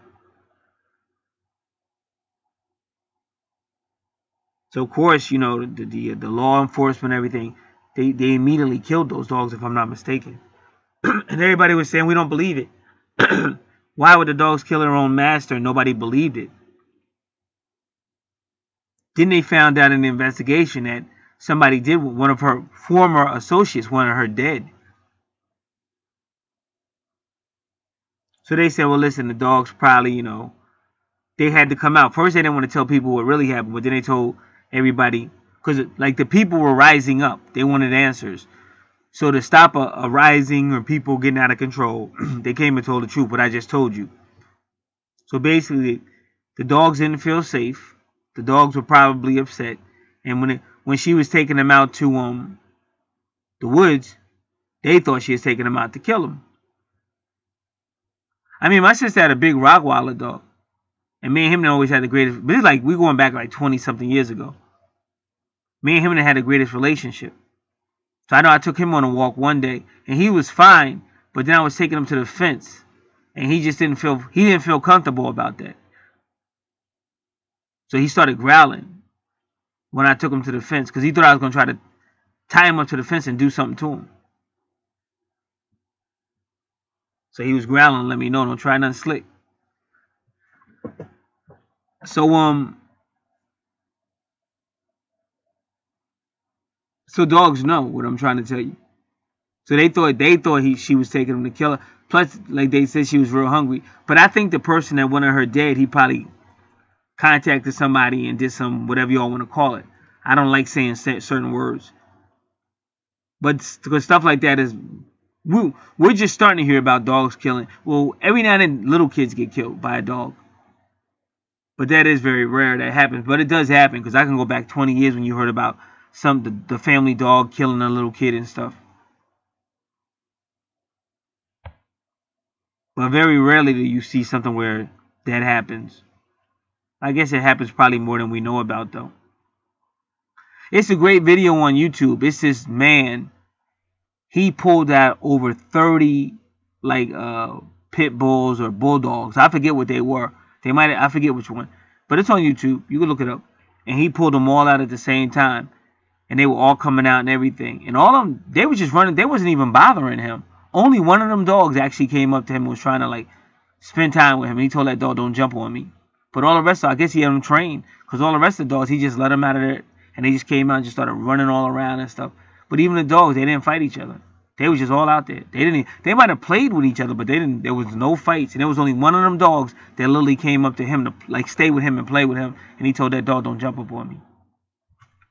All right, let's get back to the chart. Sometimes I like to add to a chart, and sometimes it's just good to take a break because you'll go crazy with all of these numbers and all this stuff.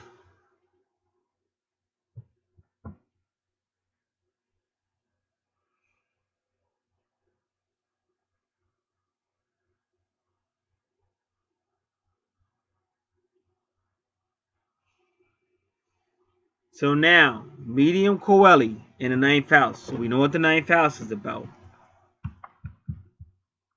Because like I said, at the end of everything, she wants to go. She wants to travel. She don't want nobody stopping her.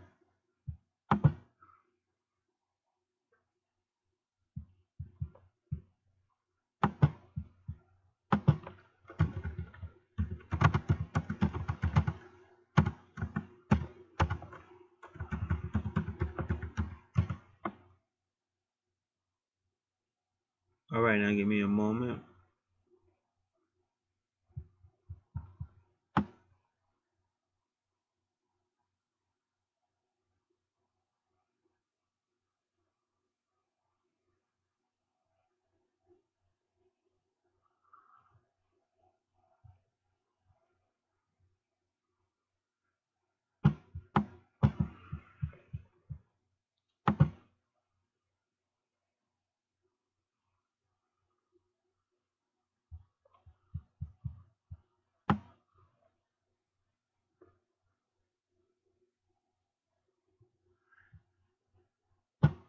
All right, so the first thing we want to do, we're going to say 27 degrees. I believe, yeah, 27 degrees Aries.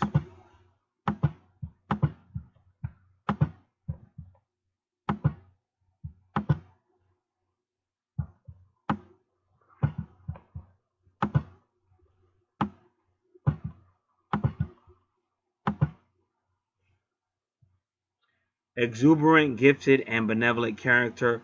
One is generous and has numerous talents, which attracts many friends who reciprocate one's kindness and provide wise pieces of advice. A female figure plays an instrumental role in one's career. She may be a powerful protector or a wealthy spouse. Success can be achieved in all occupations dealing with wool and woolen goods. So this person will have some type of female supporter or feminine energy supporter. I already told you all about Mother Mary and stuff like that. Right now, Aries, there's something about Aries in the universe right now. I'm getting a lot of Aries. There's an article out about Chiron retrograde. Well, not Chiron. Chiron in Aries.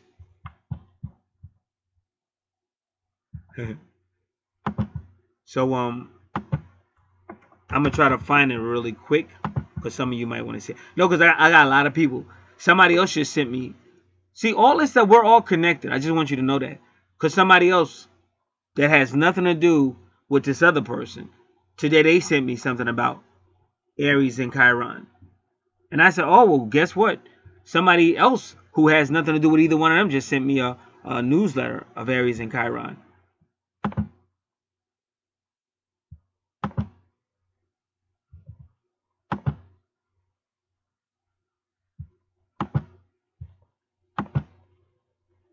Chiron and Aries. So this is Astro Butterfly. Now to find it, all you have to do is in your search engine. I use Yahoo search, but if you have a good search engine, you can find it. You would type in Astrology of April 2018. I'm sorry, Astrology of April 2018. I guess I said that right. Astrology of April 2018. Chiron and Aries. Saturn and Pluto go retrograde. All right? Because this is going to affect this chart. This person who's just going to affect her. So she should find it when she types that in. If for any reason it doesn't come up, then type in Astro Butterfly Astrology of April 2018. Chiron and Aries. Saturn and Pluto go retrograde. And if it still doesn't come in, then do it again. But this time put Astro Butterfly. And Astro Butterfly is 2 words. If it doesn't come in with you putting it first, then put it last. But those are all the ways that it will come in. Seek and ye shall find. Now, they don't give you a writer's name because right away they'll say, well, just give us a writer's name. That'll help. But it doesn't. It just says Astro Butterfly.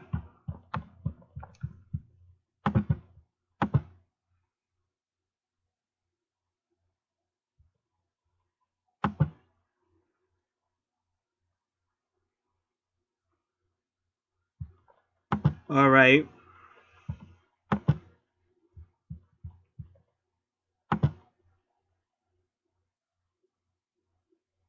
Because medium Coeli, like I found that out on my own, but usually medium Coeli is usually some type of mentor.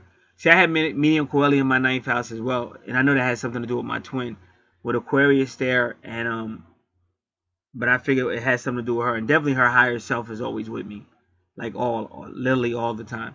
Like the higher self, all you see is beauty and love. Now, the lower self, third dimensional, that's a totally different situation. So usually when you see that in medium Coeli, it's there.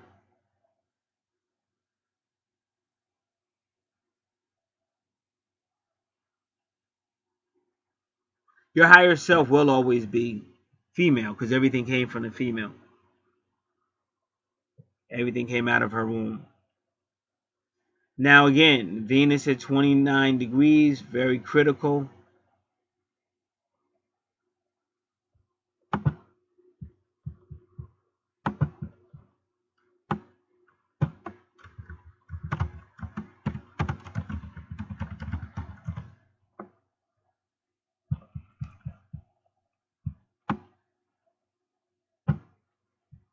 Okay, now this is Linda Goodman. Now I'm going to try to read it because she does. Most astrologists state that 29 degrees. All right, we already read that one.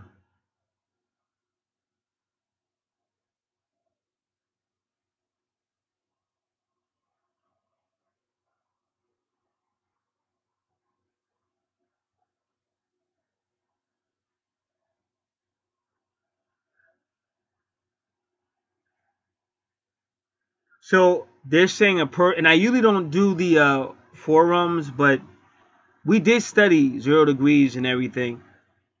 But this is Linda Goodman, Venus at 29 degrees. And one person said, well, she's actually the moderator, so she should know a little something. But she said if you have Venus at 0, if you have Venus at 0 degrees, I believe she said. Let me do it again. Hers is at 29. 29 is kind of close to.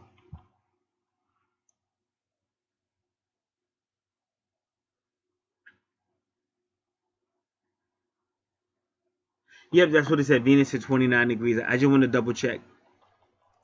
She said you're going to feel stuck in love, very frozen. But we're going to go back to what that other person said because it makes a lot of sense based on what we were studying.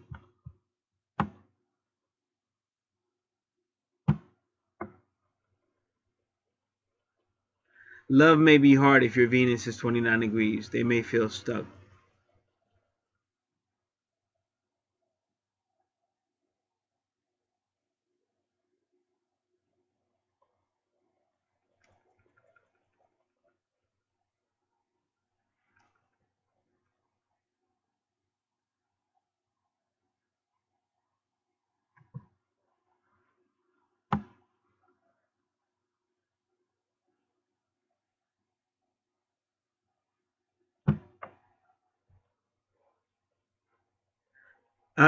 Amy AMI. Ain't that funny?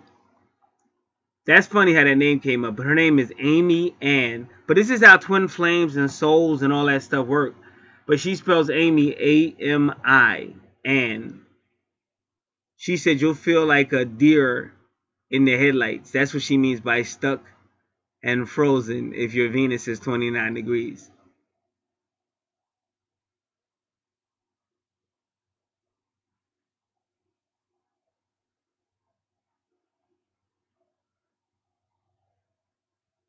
Now this is pretty cool because Amy, the moderator, she's referring you to my Christian psychic, which we went there before. But it's interesting because if Amy Ann is a moderator, how is she able to post this link? Unless, because I don't think she's a Christian psychic. I don't know. Just a little weird. A little weird. I would show it to you, but I would have to put up on screen, and then I would have to take the chart down, and I don't like to do that.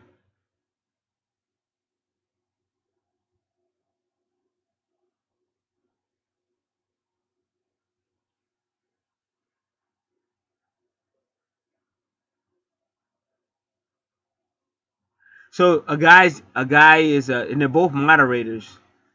He's disagreeing with her. He's saying Venus 29 degrees means stop and go. Like when you should go, you don't, and then all of a sudden you might just make a sudden random move that doesn't always give the best results.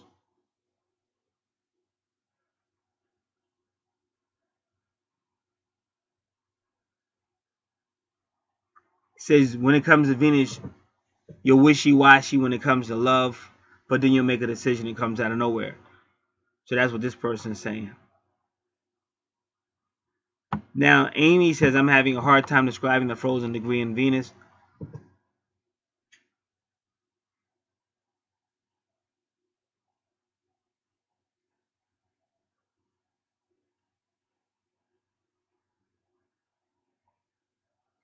So they said, now she said it's like making a decision. You have a decision to make, but you're stuck. You can't really make it. And she said she's sorry she can't be any clearer than that.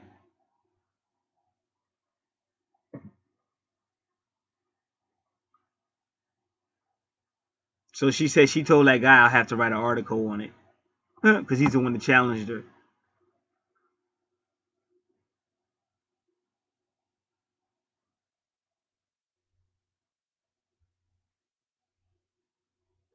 Then they start talking about Uranus a lot, but you know why that's important? Because of what we said about Uranus down there below in the relationship sector. Because people will tell you, they say check your Venus or your 7th house, because it's still going to be about some type of love or whatever. But that Aries is the same way. It is going to be impulsive to a certain degree.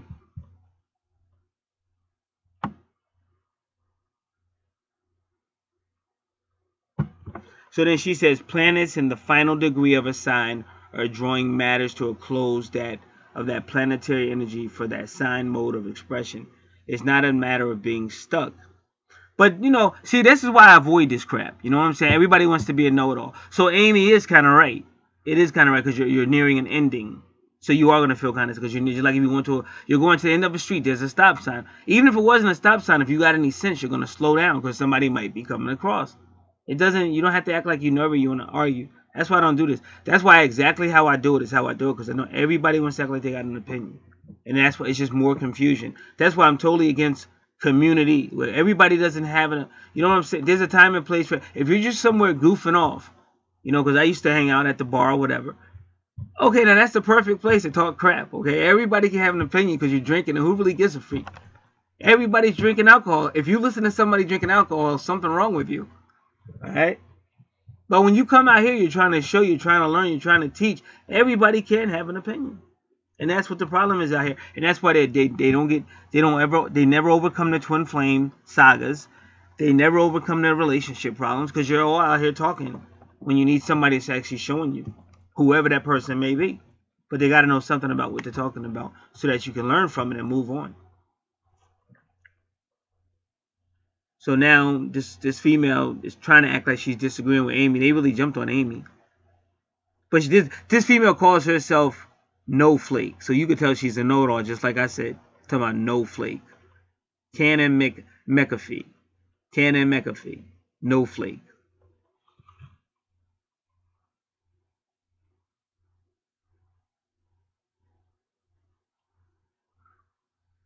So they say at the end, like at that degree, 29 degrees, is that lesson of karma is coming to a close. That's what we said earlier.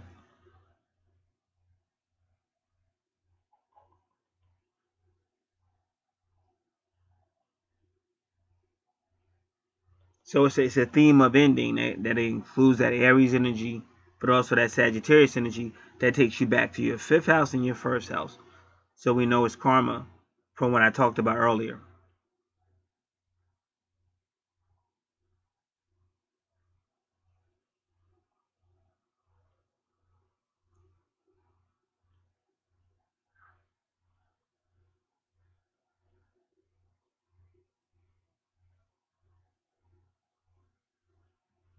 So now the 0 degree is going to mean something new or not explored yet, but you had to finish up with that at Aries and a ninth. I think that's what you have, Aries in the ninth house energy. So you can move on to wherever we're going to look at right now. That's the first time. I've done a lot of firsts with this chart that I've never ever done before. If you've heard me talk, I've talked about stuff I never talk about because I never really had to. But this chart was very challenging.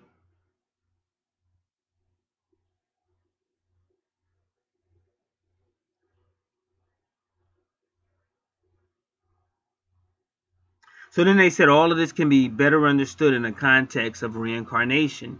Because we already proved she's lived many lives, many past lives.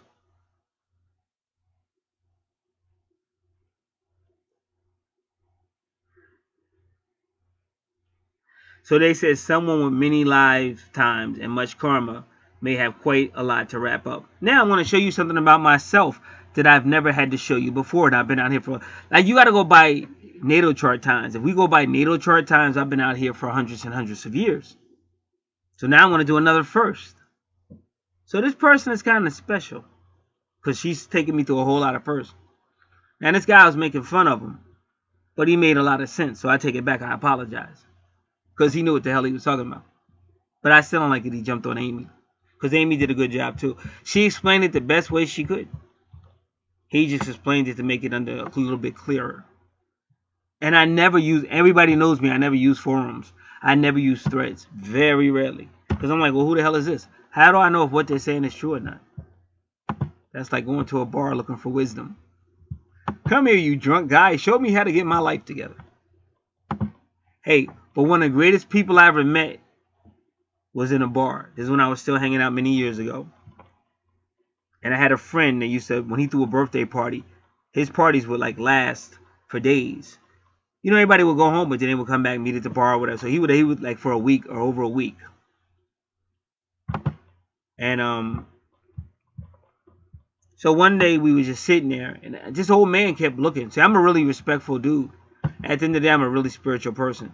So this old man kept looking, but he looked like George Byrne, if any of y'all know who George Byrne is. Say goodnight, Gracie.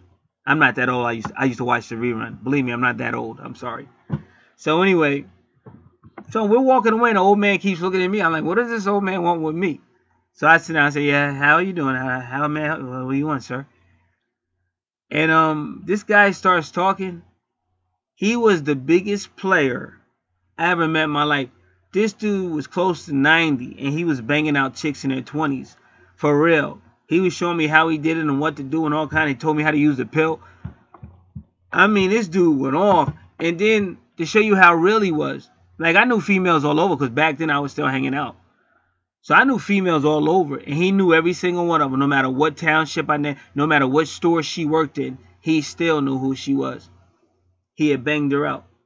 Now, the guy comes up to me and says, he said one of the females tried to get him a girlfriend. So she said, here, you could date my grandmother. You could date my grandmother. She's like 40. He said, nah, she's too old for me. And this dude's like 90 years old. Everything I just told you was a true story. All right, so that's 29 degrees. So she's ending up right at the end. But that's how long it takes. So she's ending up a Venus, Taurus, or second house, Sagittarius, or fifth house, Aries, or first house, fifth house, and Libra, or a seventh house situation, because Venus rules Taurus and Libra. She's ending all of that in me. So that's part of her life purpose in this life. Somehow she's got to bring it to an end. And soon as she ends there, it picks up. But it picks up with Mercury, which is kind of strange to me.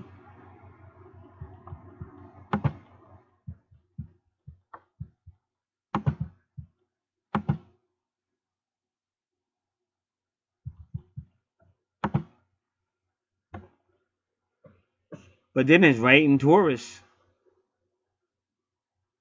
So that's how I see it. That's how I see it. It was somebody she bumped out of the way to get to a position in the previous life. Doesn't necessarily mean it's going on in this life, but you're still trying to see it.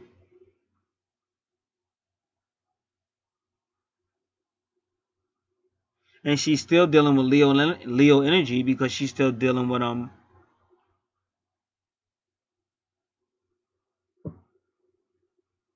Leo. And not only is she dealing with Leo, she's dealing with Mars. And Mars rules Aries, which is another fire sign. So she's still dealing with a lot of fire. But I would say this person is very, in this 10th house, this person is very, she's about that money because that's what Taurus is about. Money, possessions, very earthy person, materialistic, very competitive with Mars when it comes to that career and reputation and that finance. See, when you see Saturn and Mars, this is usually a person who sees things a certain way, and they have no problem using force, any type of force to get it and maintain it.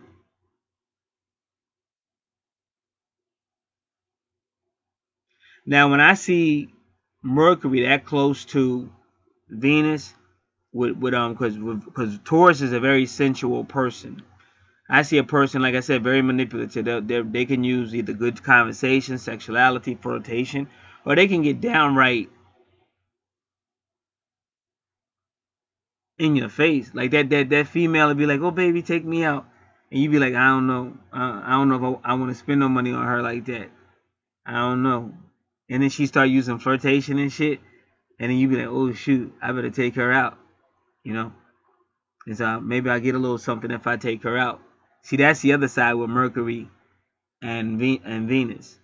So then you take her out and stuff, and then you be like, baby, let's go half on the bill. And then all of a sudden, because she's about that Jupiter money, she ain't giving you nothing. All of a sudden, you see that Mars and that Saturn come out, that Satan, that Saturn come out. And she lets you know quick she ain't paying for nothing. Ha ha. And then she going to be stubborn like a bull.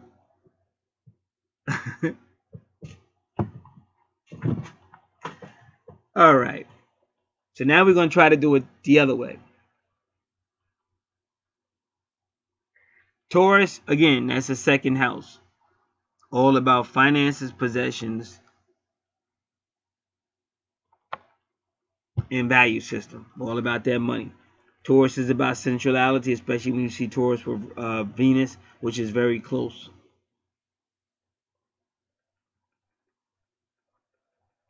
Taurus with the sun rules Leo. Taurus likes to gamble and spend money. We've already learned that about this person. Likes massages, likes food. The person can be very attractive, very magnetic, especially with the sun, Mercury, or Taurus. And sometimes this person is kind of thick. But it doesn't necessarily mean overweight or fat. But they could be thick. And some people be thick and they be really nice, curvy and stuff. And as you see, their strong house is the 10th house. They got Jupiter there.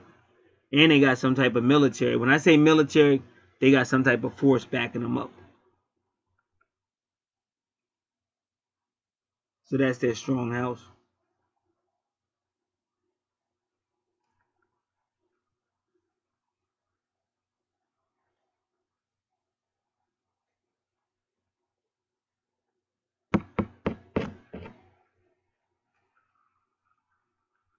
And it just looked like they had to get that other thing out the way, that whole Aries, Sagittarius stuff out the way. And now they're healing their career. Because you see, your 10th house takes you right back to your 6th house with Virgo energy, which will also heal that 2nd house. So in my opinion, they had a stage that had to get out the way. But all the implications was, whether in this life or not, it was foul play, one way or another. Might have been some careless accident, but it doesn't seem that way because of the numerology. Like your natal chart is something Columbo would like to check out. Just one moment, ma'am. You say you would never kill anybody, but you're a Pluto retrograde in your 5th house with Sagittarius. Just things don't add up. Too many 22s in one area, man. All right.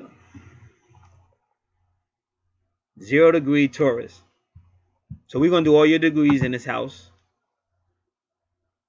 All right. I'll be back in one moment. I just saw a commercial where they said if the lion wounds his leg or has a wound in his leg, he knows what herb or leaf or whatever to rub his leg up against to heal it. So that's awesome. See, that's we're supposed to be one with nature. Everything's supposed to be one, but we're in this capitalistic system, or the system that's basically based on money. Whether they call it capitalism or not, it's still based on greed and money, no matter what system, for the most part. And it doesn't care about spirit anymore, and this is why we have all these problems.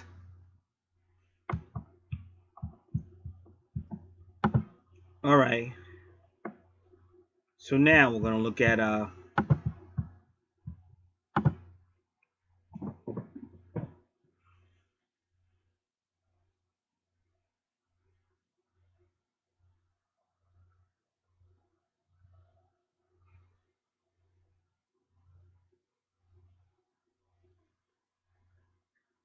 I'm just trying to see how I'm gonna look at this.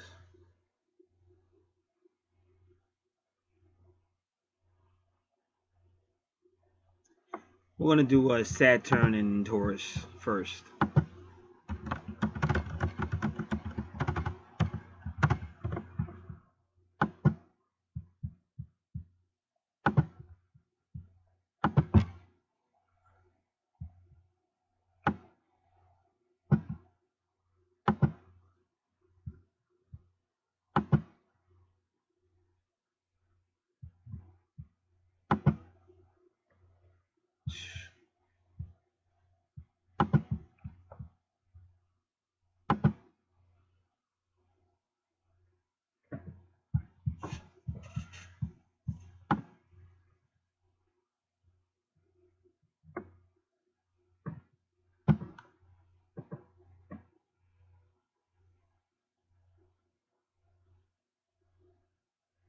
Saturn and Taurus. In order to succeed in your social position in the world, you will have to gain knowledge and expertise associated with the acquisition and correct use of possessions, material resources, and finances.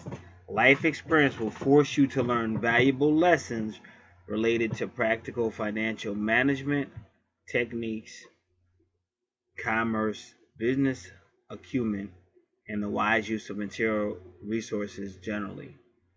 Practical intelligence and ambition. You will learn that financial security comes mainly from one's value to society, judged by work or profession. Therefore, by patient effort, self-discipline, and determination, you should seek to acquire professional qualifications, work efficiently, and social efficiency and social status. Thus, wealth and security are assured. That was Astro Matrix, Saturn, and Capricorn. I'm just going to look around a little bit. Oh, good. MyAstrologyBook.com. If I had seen it, I would have just came here.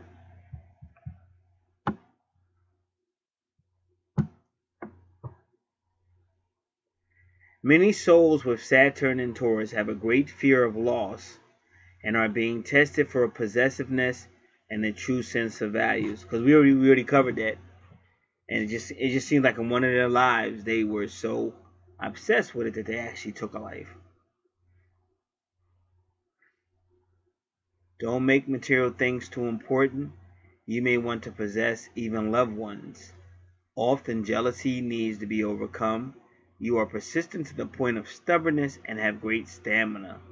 You can be very pragmatic, restricting yourself in the present and with careful planning, putting off immediate gratification for the promise of future reward. If Saturn is afflicted, money is denied. But there may be problems attached to finances. Because you definitely got karma on your finances. But we'll look at that a little bit more. You will have lessons in the use of your sexual and generative energy, as well as in speech, because Taurus rules the throat. But don't forget, because Mercury's in that house as well, and I believe it's at 0. So that was sweet that he knew that, because I didn't say nothing about Mercury, but he knows you will have lessons in the use of your sexual and generative energy as well as in speech. Saturn returns to each sign every 29 to 30 years. So you got a lot of karma there.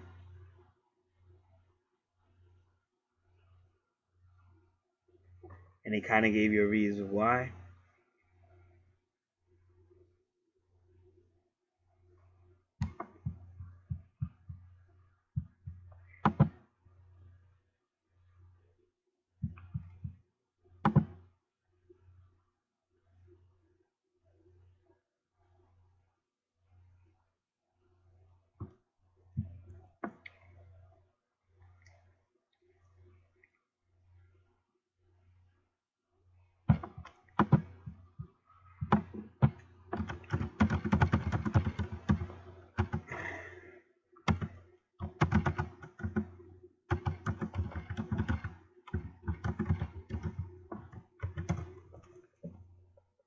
Just give me a moment, please.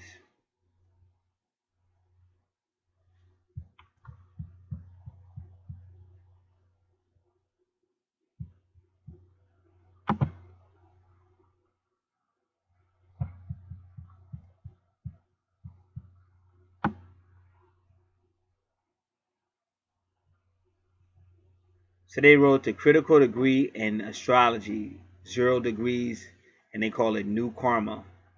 And he just said Saturn in Taurus would be thrown. So you got to be careful too, even smoking. She's just got to be careful. I'm just gonna keep it 100. She has 100 on her. She has karma on that ass. So almost whatever she does is gonna come back on her. That's why she really needs to understand astrology, because Virgo is talking about the home and all kind of stuff, and Taurus is kind of like, because of the way her natal chart is, Taurus is going to deal with her home, and now we learned it's going to deal with her throat, and then Mercury is going to deal with her throat too.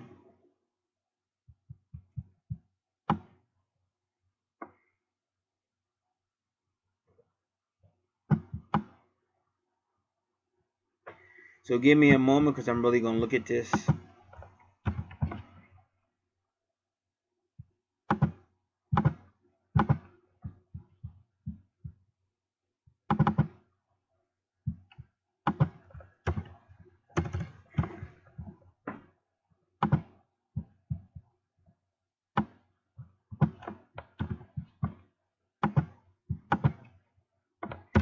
You guys got to know, like, I mean, I know how it is, because they just hear me saying a lot, and they don't really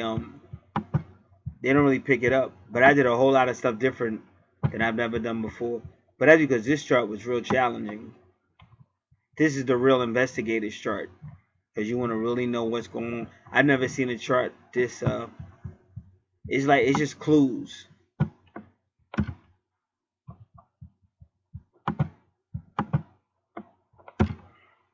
I feel like I'm like in the Raiders of the Lost Ark movie. Indiana Jones looking for those clues.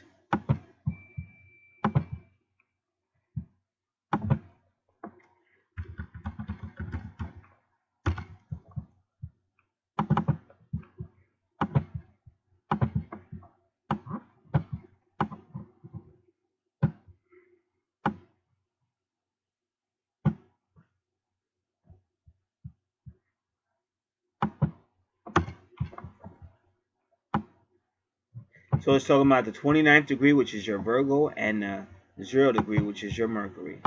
Virgo finishing up in the 9th house, Sagittarius energy and Aries energy, and Mercury going in. But you got so much activity in your 10th house, it ain't.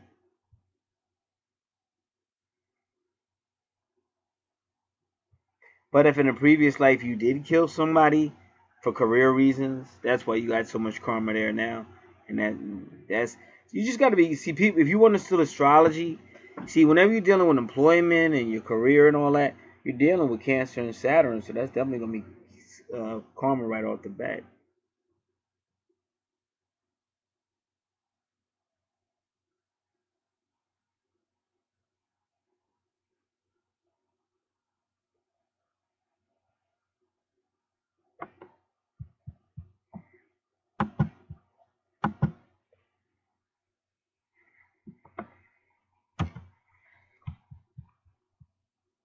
All right, now let me just deal with this gentleman because he said he already covered the 29 degrees planets, and I would really like to know what that is. I wish he had a search engine. So let me see if he has a name.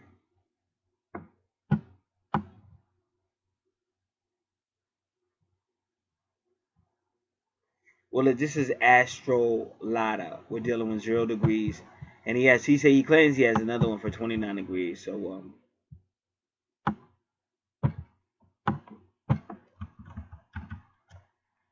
Astrology, 29 degrees. I think we got it.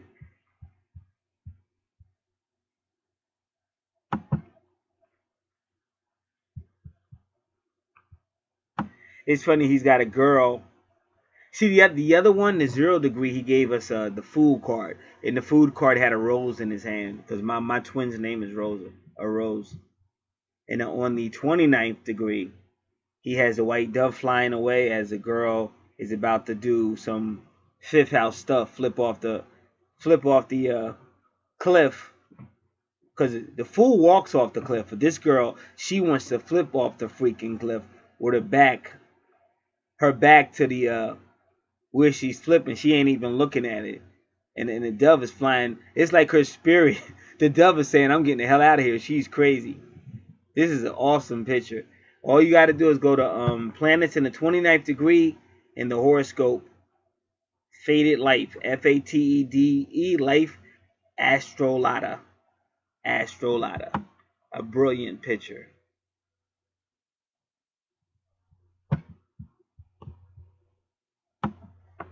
So bear with me, because I think I'm going to read both of them. Because this has been intriguing. Again, I'll give you you old timers. I'll give you old timers yet another great classic. When I think it was the same movie, the old James Bond, Sean Connery, and they were trying to kill him, and they put that tarantula in his bed. Remember that? And he was perfectly still, and the tarantula did climb on him and everything, and they climbed out the bed. And when the tarantula climbed out the bed and got on the floor, he jumped down on it with a slipper and killed it. And that was the scariest you ever saw. Sean Connery was that one. Was that particular movie? Because Sean Connery was always cool, but that was one time you saw he was terrified. So that was a classic. And I think that's the same movie where some dude tried to kill him in the bathroom. I forget exactly what it was. But anyway, it had something to do with a tub. And I forget how he did it. But anyway, I think the guy ended up in a tub, or something went wrong. The guy ended up in a tub, and he threw the AM radio, because back then it wasn't really no FM. We're going way back. He threw the AM radio and the portable radio, electric radio in the tub, and electrocuted the guy. And he went shocking. Remember that? Shocking. So that's how I feel looking at this female about to jump off that cliff. But that's that person who wants that rush. I'm down with Rush. For all you hip-hop heads, that's Eric B. I'm down with Rush. I think it was Eric B that said it. I forget. Eric B said it first. Eric B said Rush. Or Rakim said it. Rakim said Rush. But then after he said it, somebody else came out. I think another rapper came out and said, I'm down with Rush. All right.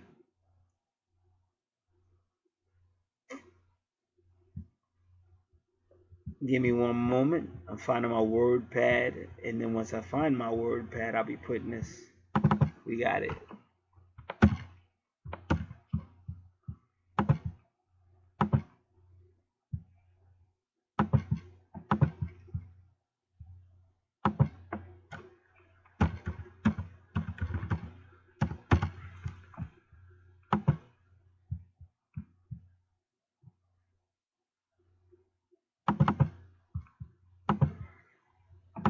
Right now we're going back to 0 degrees. I want to make sure I saved it in the right location. So if I go looking for it, it won't be a problem.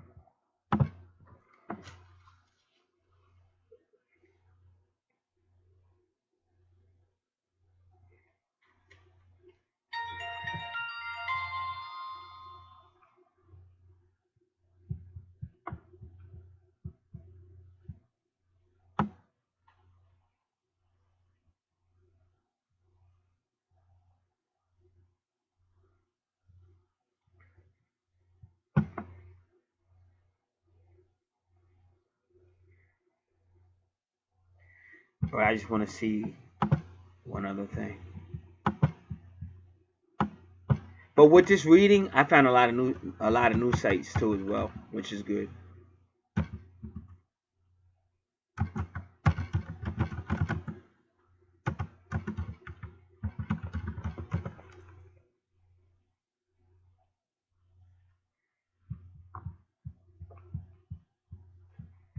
So bear with me.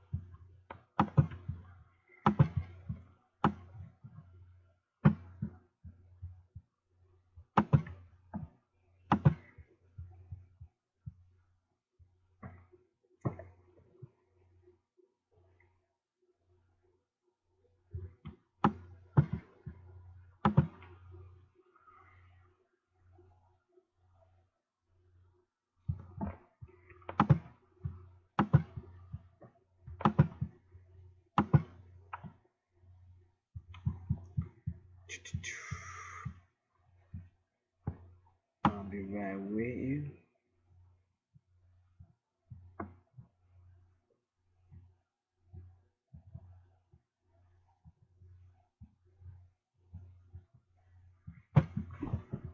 Alright, so now I want to start reading. 0 degrees.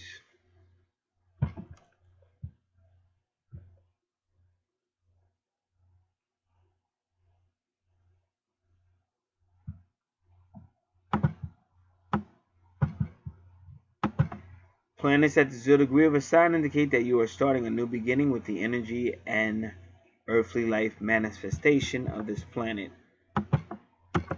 But you just have to be careful because they're trying to, well, it's new, it's Mercury, but it's karma because you're paying for that Saturn. Because they already told you Saturn and Taurus means you're gonna have problem speaking. Could be you might speak and people may take it the wrong way, become offended, but it might mean you have health problems. But it's definitely gonna be something there with Mercury.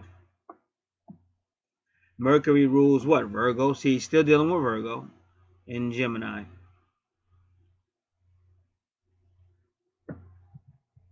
And in your Gemini, we already said you had that Libra. But we'll continue.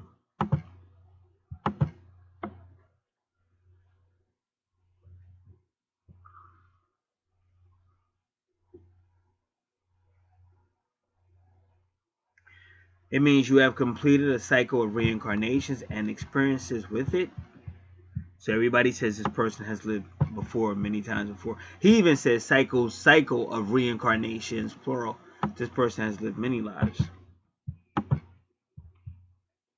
And now you're given a new impetus, a new lifeline in this direction, a clean slate.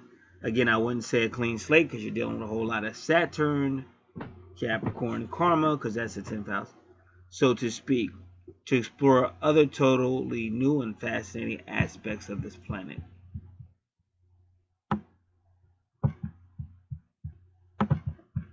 So she may have a good career, a good 10th house. It may be a good 10th house, but she's still going to be dealing with karma as well.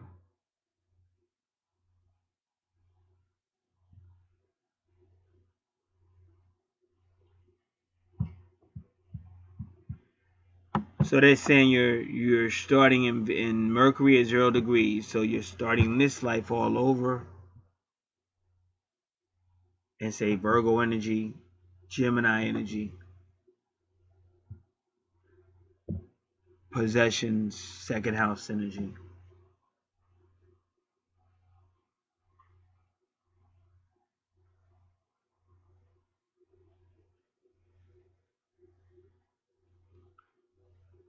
And 0 degrees is the beginning, the initiators.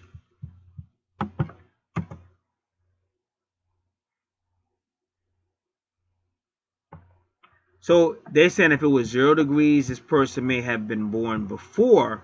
They may have lived in past lives in societies where they had arranged marriages. But if it was 0 degrees Pisces, now they're going to have their own first taste of relationships for love. Wow. In other words, love, it won't be forced or arranged. If that was 0 degrees Venus.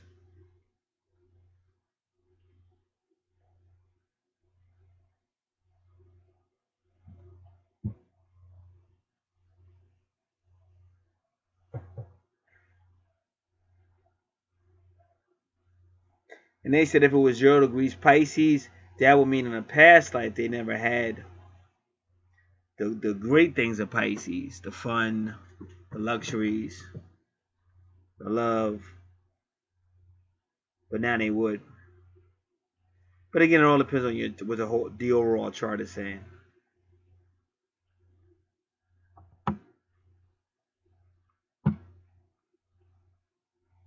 But he said it could mean the opposite, because they may have had a lot of lives. Like 0 degrees Venus could mean a number of lives with polygamy, sexual delights.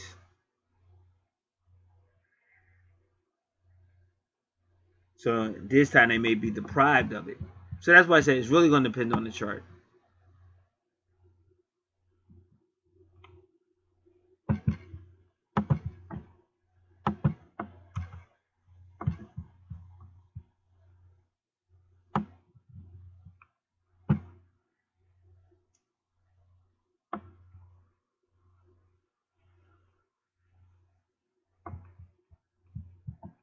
So he says it. The 0 degree of any sign reminds me of the Fool card.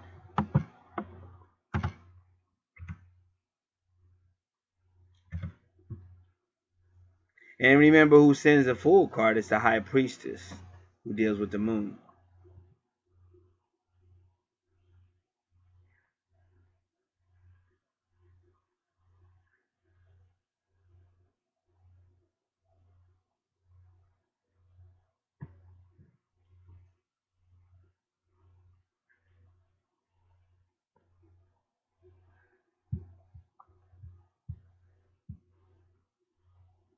So they're saying because this is a 0 degree, you're ready to move ahead, but you're going to have to learn. And they said that. Somebody else said that about Saturn and Taurus. You're going to have to learn. And again, I'm still going to say I think it's just karma, because they, in a previous life, it looks like they iced somebody out to take that position. Just going by the degrees and everything else that I saw. And I explained everything earlier. So that's why they got all these challenges in the 10th house. Because they're dealing with karma.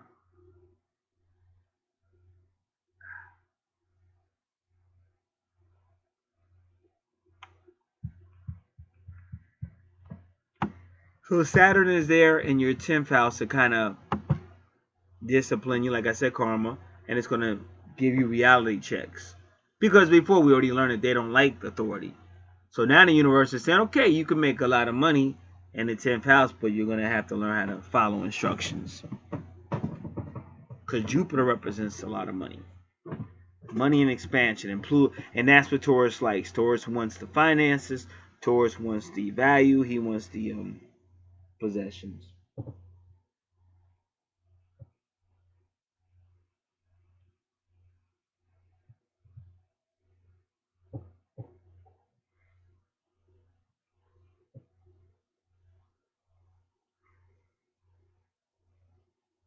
So you might also, that Saturn energy might represent people who help you. Because they already talked about a female over with Venus, I believe, and your medium coeli. But I think that your medium coeli said you might meet a person, a female. We said 27 degrees Aries. And they said you would meet a female. I don't know if we looked at it. So let's look at 29 degrees Aries.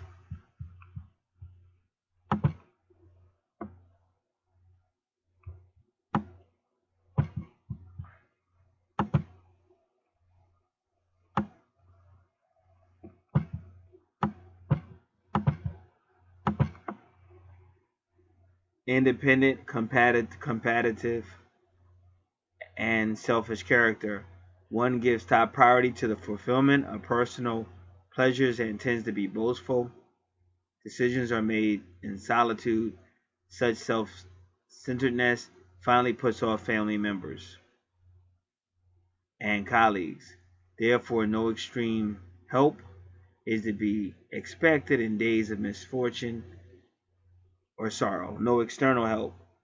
Females are the source of troubles, and marriages is most likely to be unhappy. But that's funny because right at that's 29 degrees Aries, but right at 27 degrees Aries, they said she would definitely have some type of feminine force that would help her. So that's pretty interesting. But at 29, they kind of say you cut them off. Yeah, well, 29, well, it's ending. 29 is the ending degree. That's deep. That's real deep.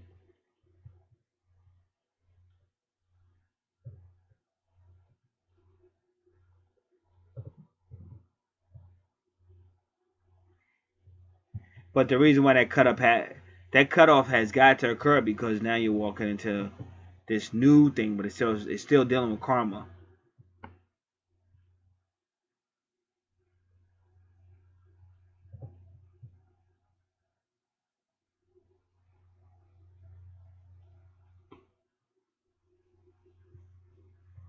And again, sun sign Taurus.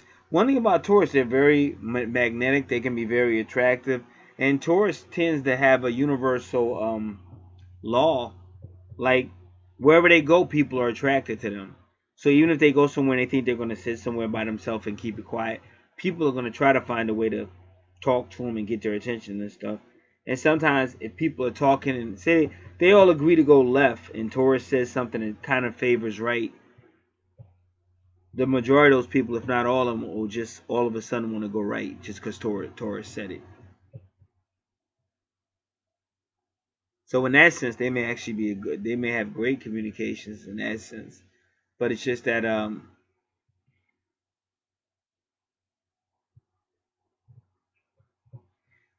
the other karma doesn't seem to agree. The karma says they may have trouble with communications. But that's one of those up in the air type situations.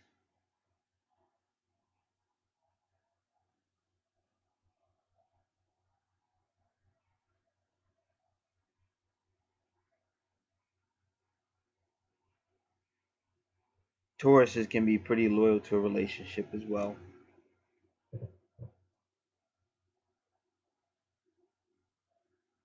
Alright, let's just look at this just a little bit more, and then we're going to speed it up a little bit.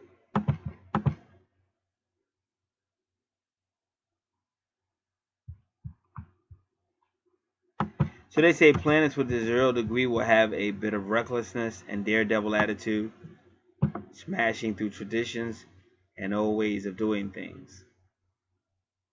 Henry VIII was Venus at 0 degrees, and he surely did not listen to anyone when it came to marital advice and broke the mold of existing marriage rulers.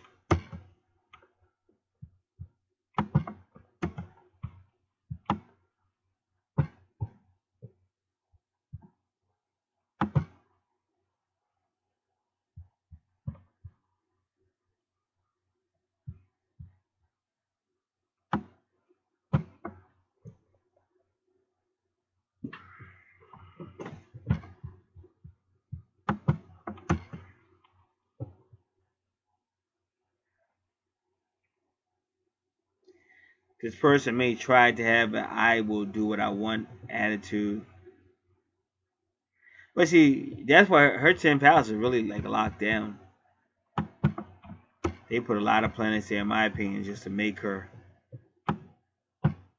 obey the universe.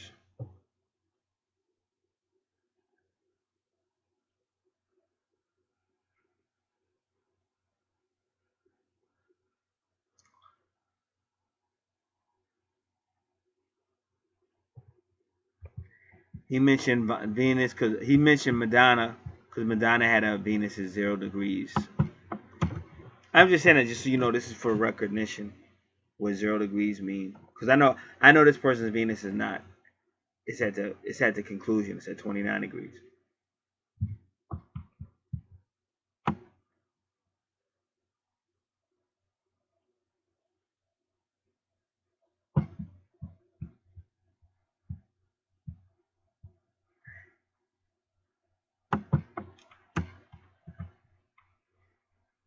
People, okay.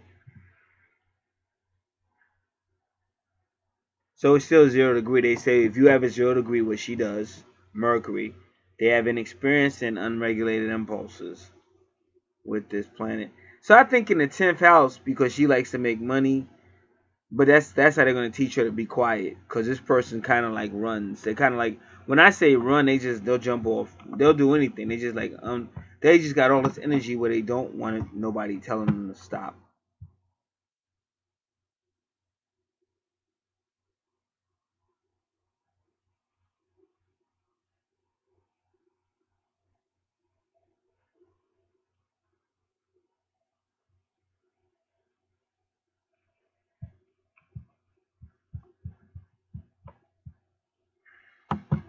So from now on, you know that your 0 degree is new beginnings, but it's a lot of energy that hasn't been trained or tainted yet. So that could be areas where you initially begin to make mistakes.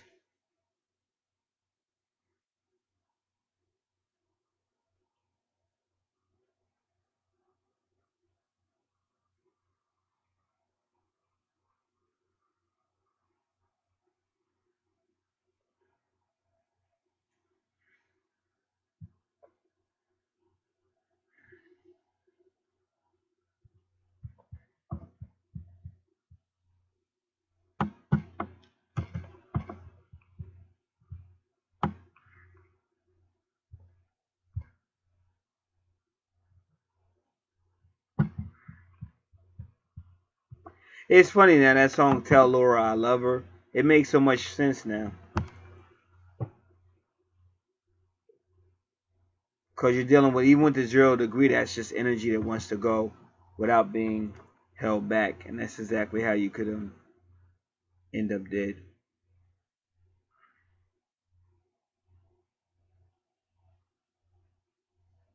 Now, 29 degree people, they have the wisdom of experience, and that's why 29 degrees are bringing something to a close.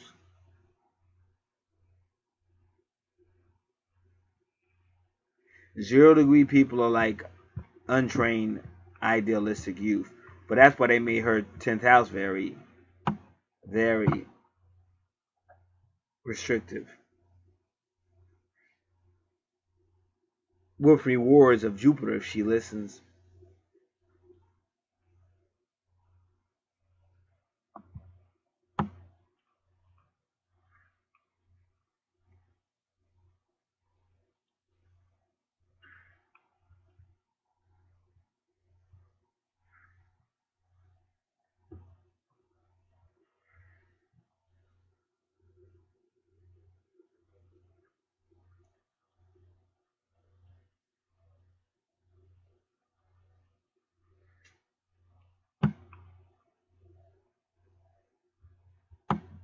All right, so that was interesting.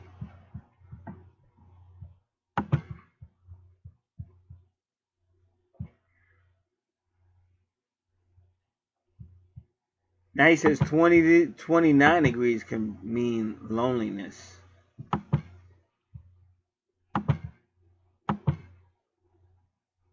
You have come to the end of the road of something, but the peak is a lonely place.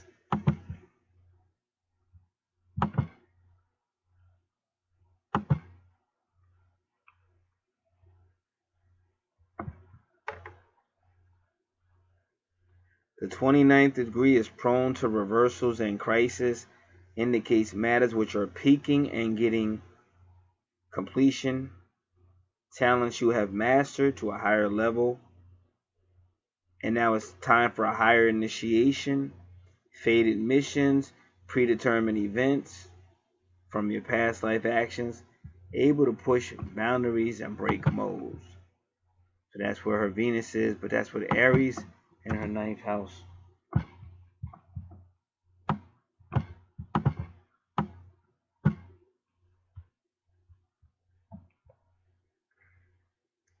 So if you have 29 degrees and she does, that means in this incarnation you are completing some important phase in regards to this planet. You are bringing to conclusion something started in a past life, which means those people have to show up, or that person has to show up in this life. So the event of this planet will be more fated and predetermined because of your past life actions. So now he's talking about Venus at 29. He likes to talk about Venus, and her Venus is 29. You might be completing some important relationships started from a past life, or shifting from one mode of perceiving and doing relationships to another kind of quantum leap in regards to them to personal relationships and social graces. But because this life is a transitory one in regards to expression of the planetary energy, it can be very volatile and prone to sudden reversals and crises. That's why the 29th degree is also known as the critical degree.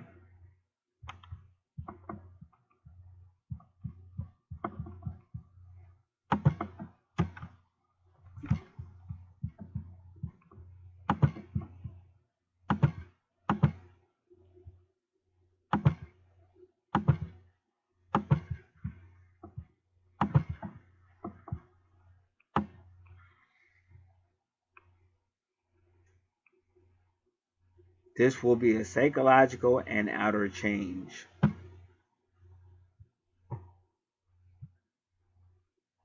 Sooner or later, the person will go through some big reversal or crisis till they awaken to a higher manifestation of the planet. That's why I be trying to tell people. That's why a lot of times your twin comes just to push you. They don't come to be with you. But if you look, they will show you signs that they care about you, but it's just not supposed to be. So they'll push you somewhere where, because I know where I'm at now is where I was in 2014, totally different.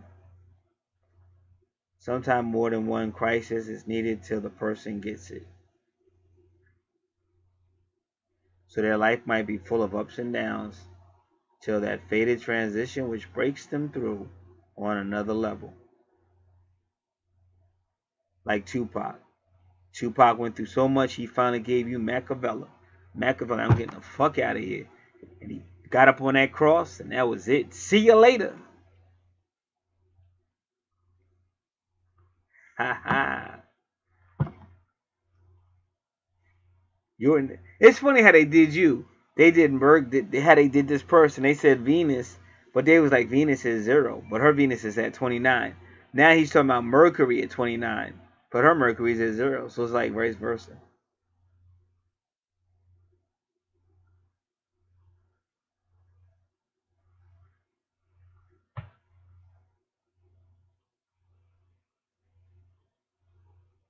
So this person will be being trained in the way of career Mercury, but it's being able to speak it, just like we read, speak it, think it, because Mercury's all about mind.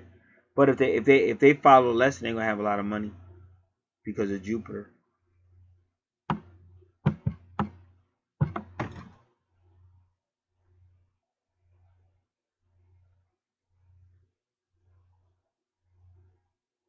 So her 29 degree Virgo, she should be able to teach it to others, because see, the ninth house is about teaching. She can either teach it or perform it at some point in her life. We don't know exactly when.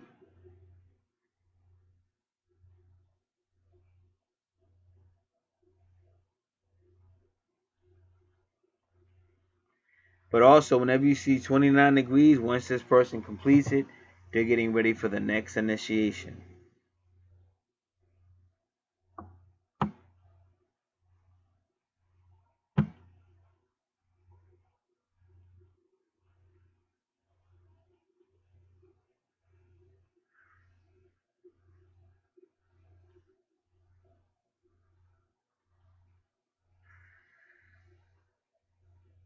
The planet on the 29th degree immediately becomes your soul planet.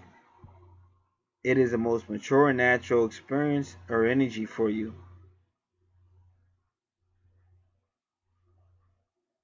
So if you have a 29th degree with a planet, that means you have a mission with that planet.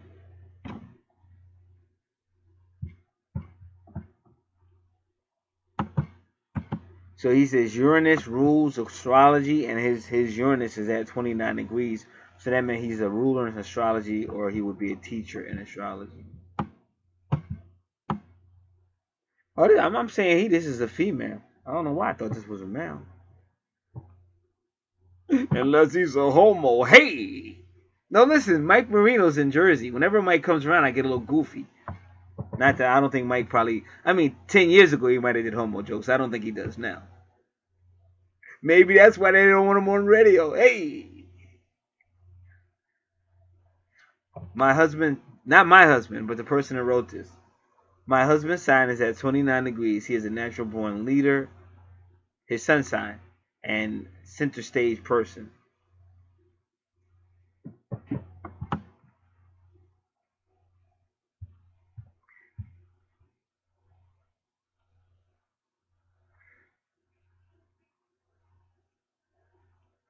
So it lets you know once you get to the end of your rope, it's not over. She's saying once you get to the end of your rope, life is going to tear it down so you can rebuild again from scratch on a higher level, which will take stable root from the next incarnation.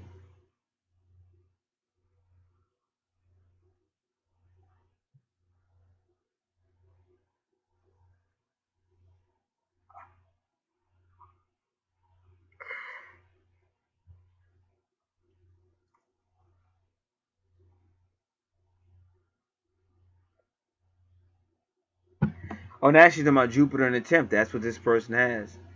Also, check the house position of the planet at 29th degree.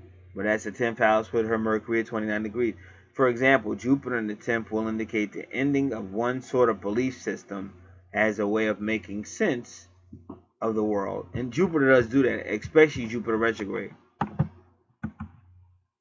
Will affect mostly the social status and career development of the person. Crises there are likely because of that. So yeah, because you don't see no signs of spirituality in that 10th house. It's almost like they're saying, you know, you got this spirituality going on, and you're losing money. Virgo in the 2nd house, it's not working, baby. It's not working. We're gonna show you how to get the cash going, okay? Take all that spirituality. I saw Vesta somewhere. Was that in the 6th house? No. We're not doing that.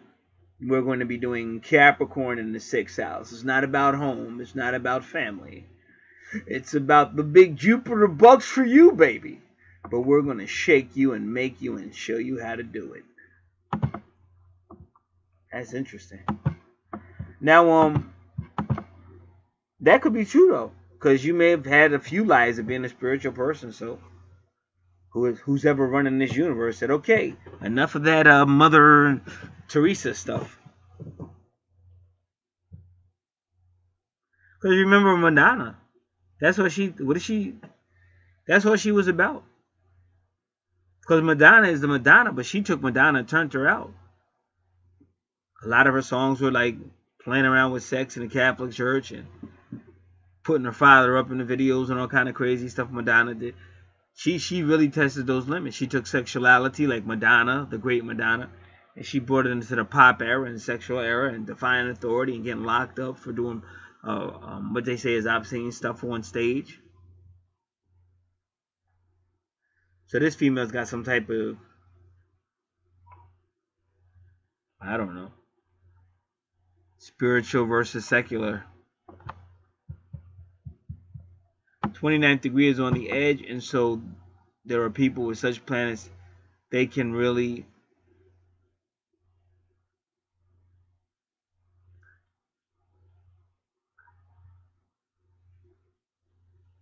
challenge the status quo and break modes in respect to this planet. They are between two worlds. Like we already said, this person is on different times.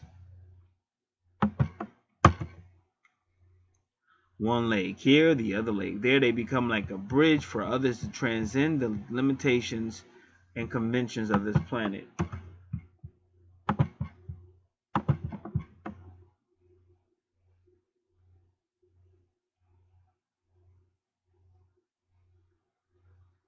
So they're like the dying person. They see the bigger picture. They're like the dying person who is still talking to his living family, but he's beginning to see his deceased relatives on the other side.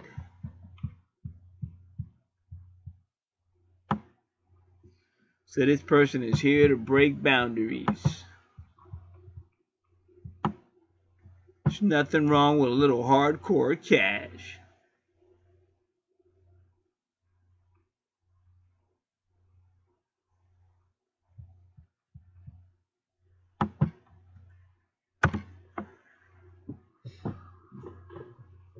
But the 29th degree, which is her Venus, is associated with a sense of loneliness. You have come to an end of the road of something, but the peak is a lonely place. Oh, maybe my Venus is 29 degrees. I feel like it is, everybody.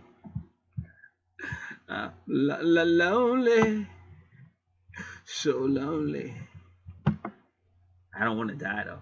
Now, so remember, a planet on the 29th degree is prone to reversal and crisis.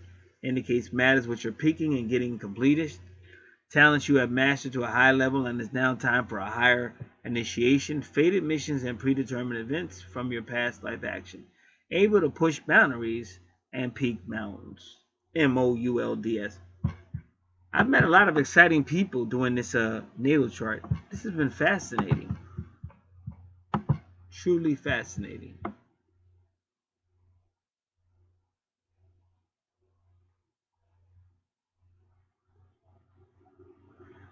All right, we have to look at Mars in Taurus.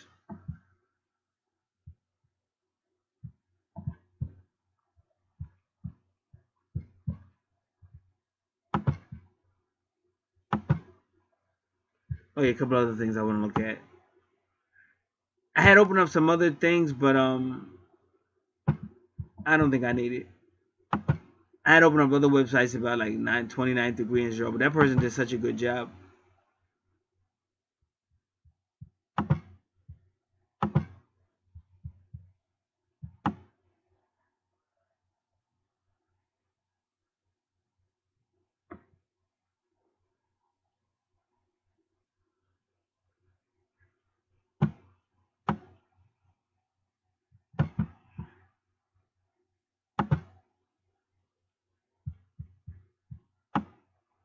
Just give me a moment, y'all. I'm just trying to get through this stuff.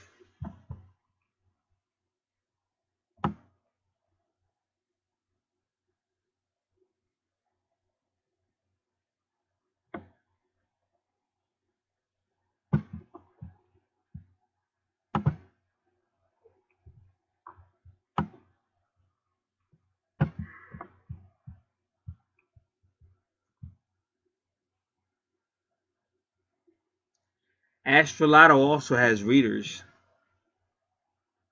like psychic readers.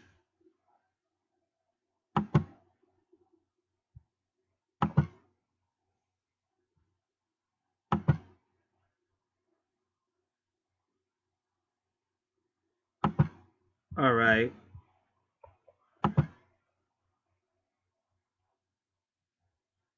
How you call me Get? Oh yeah, I know how you call me Get. All right. So I contacted some people and I showed them who I contacted. So this other guy, he's management. He said, thank you. He'll follow up. Yeah, boy. See, I'm a behind the scenes type of guy. A lot of stuff gets done because of me. And you people never know. But it's really me working behind the scenes. It's lonely in love and lonely in the back room because nobody comes back there and checks on you. Sorry. I get a little crazy when Mike Marino comes to town. All right, now.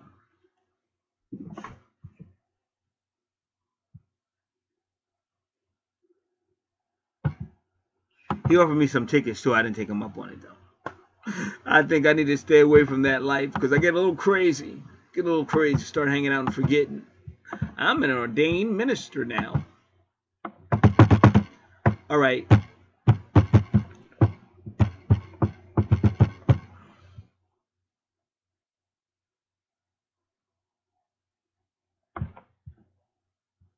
"97-year-old grandma weightlifter is proof you should never give up." And she says she can find nobody else her age that can keep up with her.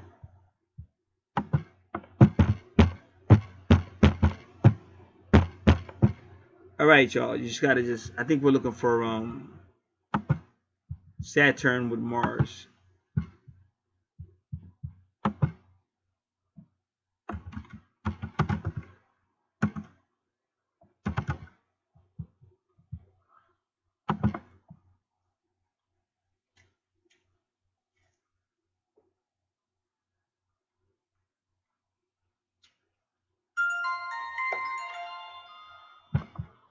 Well, listen, Mars, isn't this crazy? Mars conjuncts Saturn now. It's funny how I'm doing all these readings like Chiron and Aries, and it's at the same time it's going on in the universe. That's why I said it's not a coincidence. Right now, Mars is conjuncting Saturn, April 2nd, 2018. This is the Astrology King. I believe his name is Jamie, a great guy.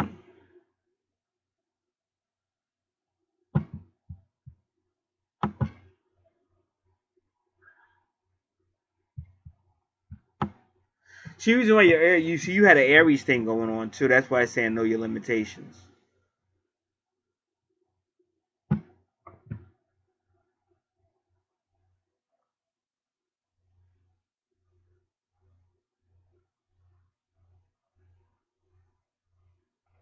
Yeah, I just did Saturn conjunct Mars, so that's what I'm trying to tell you.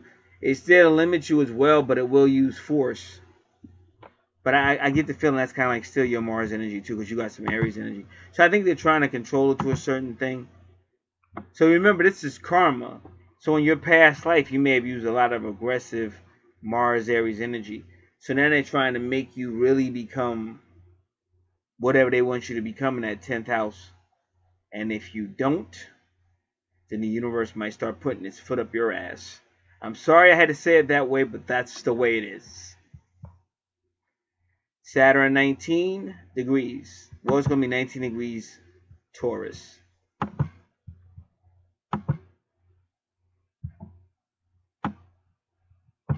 Let me see where I'm at.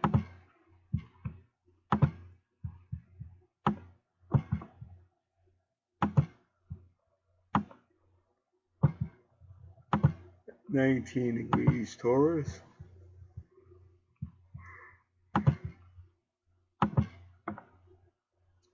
Cunning, envious, or conceited. One is evil-minded and uses unimportant details in order to harm people. But such gross malevolence is easily foiled, and as a result, one harms oneself only." So they're warning you, if you don't get it, because like I said in the previous life, you were somewhat of a devious person, if I'm correct. And they're saying if you try that shit now, you're going to get effed up. Just like I told you, you're going to put that universal foot up and you don't want to mess with Saturn, because he don't play. Remember, Saturn represents hell, and hell is for the wicked people. So you better remember that. But such gross malevolence is easily foiled, and as a result, one harms oneself only. Slanders targeting relatives and friends bring about long-lasting estrangements. So all that talking tough, that's why they wanted me to tell you about that girl. She was talking tough. She thought she had a bunch of thug boyfriends. She thought she didn't need her father. Got her body all tattooed up, and she got her 2 pit bulls. She thought she was thugged out until things went bad, and one of those thugs wanted her dead.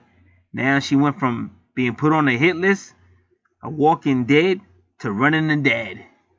And when she got to Dad took her home, Saturn, but he said there's going to be a few rules. And unfortunately, Dad's rules and that guy putting that curse on her ass led to her getting chopped up by her own dogs. And that was, she's 22. And that's that number you got all over your chart, 22, right down there that I'm warning you about. So be careful. That's 19 Taurus, 19 degrees Taurus.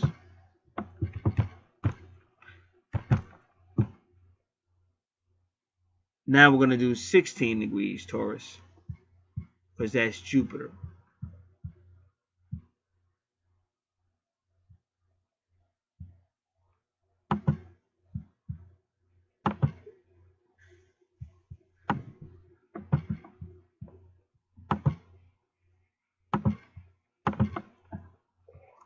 Quarrelsome, quarrelsome, courageous, and clever character. It is necessary to keep wild instincts under control, lest life becomes a battlefield. Opponents are numerous, and although reluctant to wage war, they won't hesitate to fight back in case of aggression. Now this is 0 degrees Taurus. It is through mental strength, philosophy, and diplomacy that the fiercest conflicts can be solved. That's 0 degrees Taurus. Now we want 16 degrees Taurus.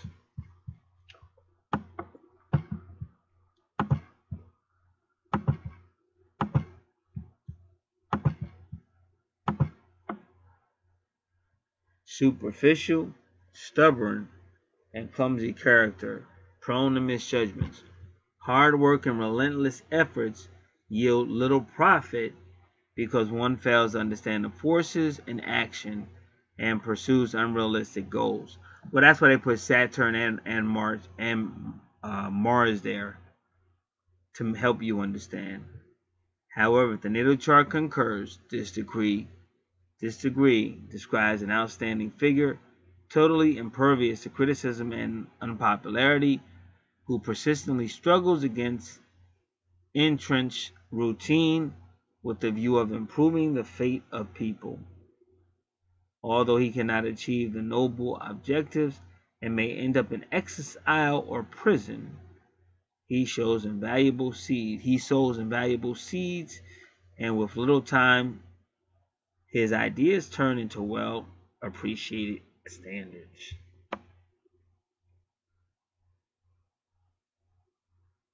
So a lot of challenges in that 10th house.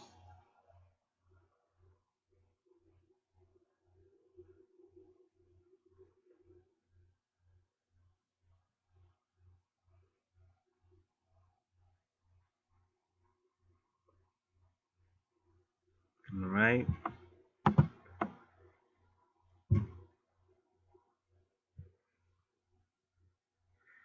All right, 11th house is ruled by Aquarius, but it deals with friends, association, and groups.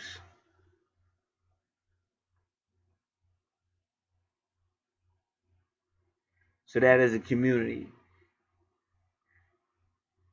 Friends, association, but that will be their community, because Gemini is about community and brotherhood. 24 degrees Gemini.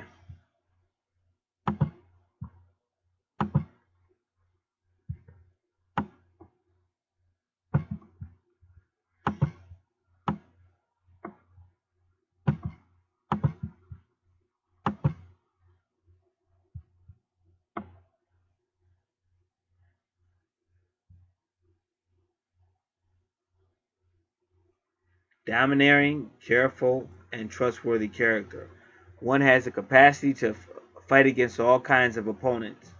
However, one must understand that people are entitled to have different opinions and lifestyles, and that they must be respected. Otherwise, one might spark off relentless resistance, serious ordeals, and unnecessary troubles on both the private and public spheres. So again, it's really nothing there in that 11th house, so you just have to realize. And really, to be honest with you, your 11th house is ruled by Aquarius. It takes you right back to your 7th house. So whatever we said in your 7th house has a lot to do with your 11th house, because remember, Uranus rules Aquarius.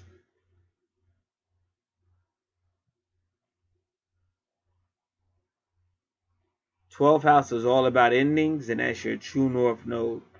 Now, the east point is just the east point where the sun came over the ecliptic. when they were born. The AC is where the sun came over the horizon when they were born. But see, this is family, so it goes back to your 4th house with that Scorpio, and your 8th house with that Pisces. So again, a highly psychic person, but now you got to see what they're working on, because this is what they should be working on in this life, is whatever's going on in the 12th house. This is your reckoning. They want you to deal with it, address it, to deal with your dark side, shadow areas, your dreams.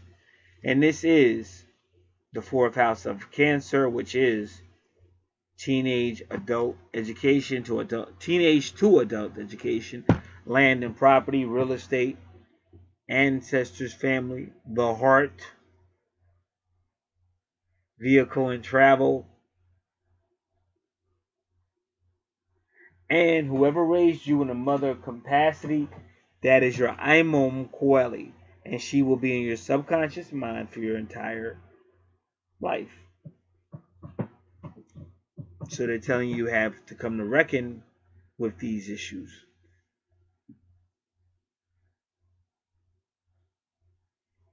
24 degrees,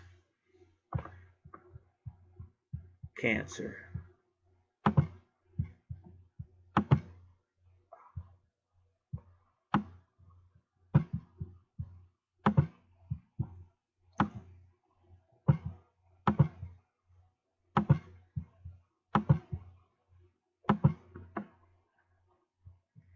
Independent, imaginative, and rebellious character. So that's what they're trying to tell you. I want you to come to reckon with that. Can't be rebellious on everything. The rifle, well, we don't see a rifle, and I don't either, but it says a rifle symbolizes physical strength, but also psychological qualities. One has the ability to implement projects by oneself, and one is driven by the certainty that the criticism underwent at the outset will turn into praise once success is achieved. Everything related to innovation or discoveries, foreign commerce, exotic trade,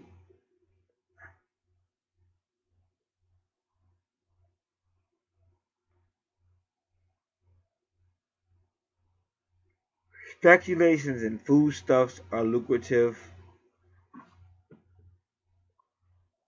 Estrangement from the family is possible. So they want you to reckon with it so it's not estrangement. 28 degrees, Cancer.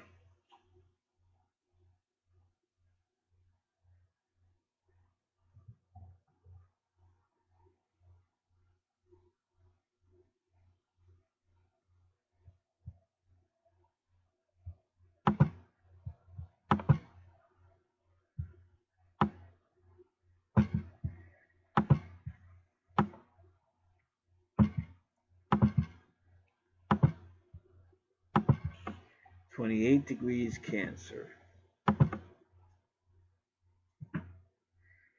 Instinctive, passionate, but easygoing character, endowed with sharp intellectual faculties, a subtle mind, and numerous gifts. Fateful events or plots engineered by jealous people may seriously limit one's freedom and even threaten one's life. So this person may even had some family issues going on.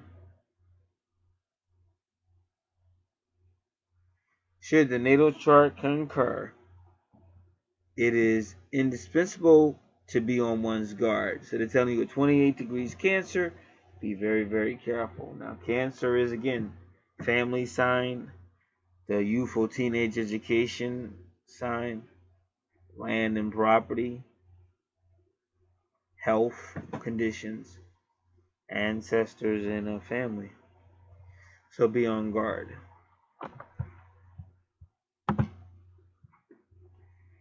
Okay, now going back to your 11th house, that circle with the cross in it is part of fortune. So we're going to look at that. Then we're going to do the 8th house, and that'll conclude.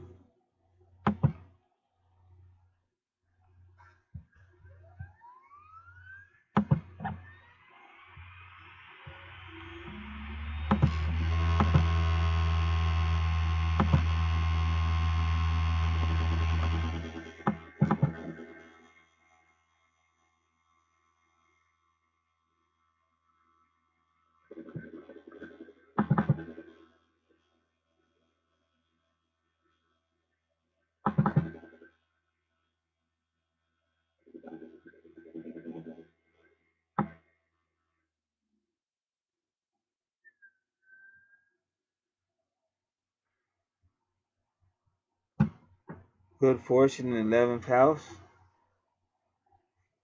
This person is usually way ahead of the time in which they live. Regarding mentality, their dreams, hopes, goals, and his view of the world. This person thinks in terms of brotherhood, altruist unity, humanitarian values. He wants to do things that benefit society. Because remember, his 11th house really takes him back to his 7th house.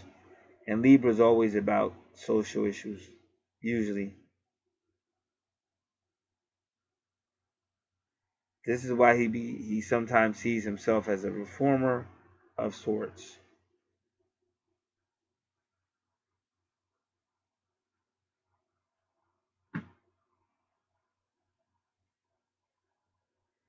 They like to improve social, cultural, or spiritual values in those around them. They want better conditions for their community as well as humanity. But some reason it's limited because you see nothing in that house. But it may be because of whatever went on in the relationship house.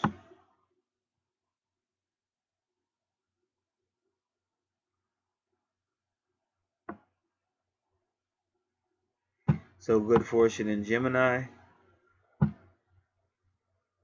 This person wants to reach out and communicate.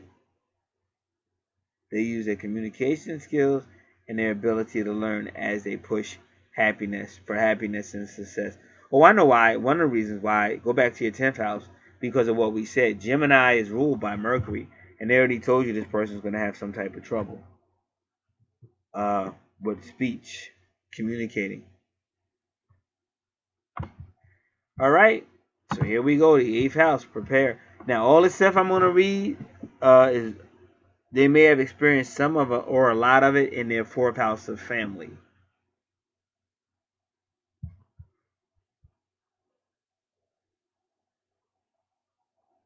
And if it's 4th house of family, it's probably going to affect the 8th house as well as wherever Cancer is on the chart, 12th house.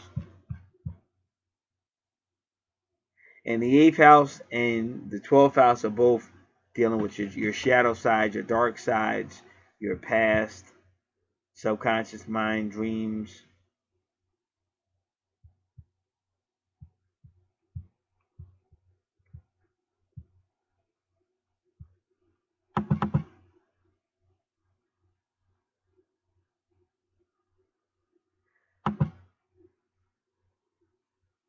So they got Pisces issues, Cancer issues, Scorpio issues.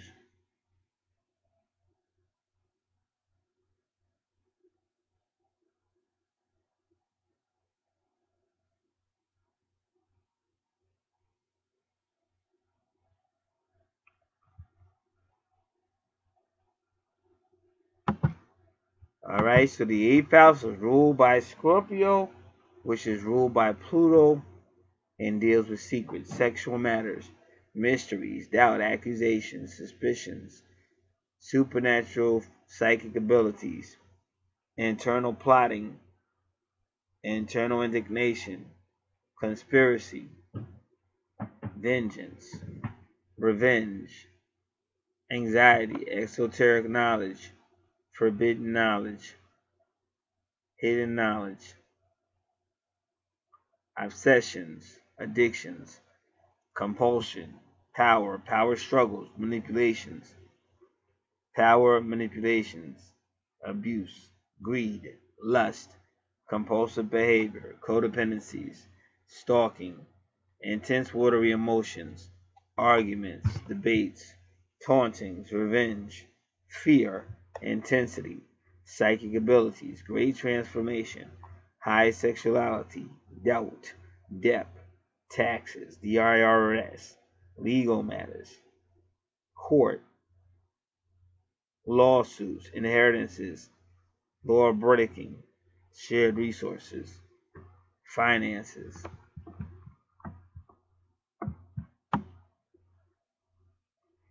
business, karma, other people's money, the soul, reincarnation, afterlife, birth, death, resurrection, rebirth, regeneration, rejuvenation, animalistic behaviors, freaky, down and dirty behaviors, psychological situations, studies, research, knowledge, forbidden knowledge, knowledge investigations, investigators, managers, agents, addictions, drugs, alcoholism, other worlds, creepy crawlies, other dimensions, science, higher sciences, holistic healing, healings, spiritual healings, alternative medicine,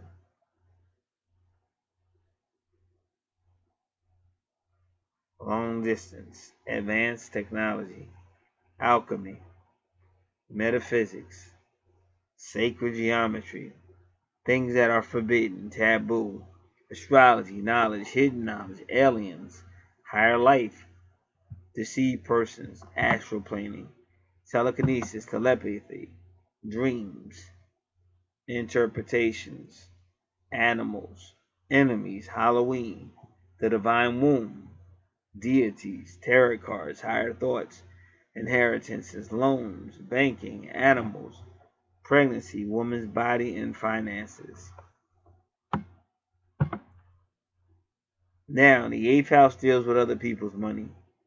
The sixth house, the second house deals with your money. And the second house is ruled by Taurus and deals with your money. But the eighth house, ruled by Scorpio, deals with other people's money, and that's in your fourth house. So somehow your fourth house, the family house, was dealing with other people's money. Other people's money can mean debt, taxes, inheritances, wills, joint finances, shared resources.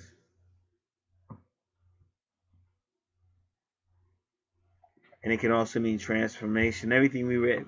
Transformation can be mental, emotional, physical. It could be sex, start of sex, pregnancy, process of sex, process of life, or major transformation to a woman's body, and death, literally, figuratively, or literally, but it can also be spiritual as well.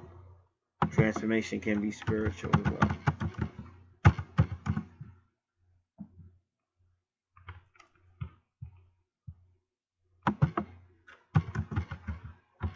Psychological changes. Outlooks, in other words, the way a person looks at life, your outlook on life will change.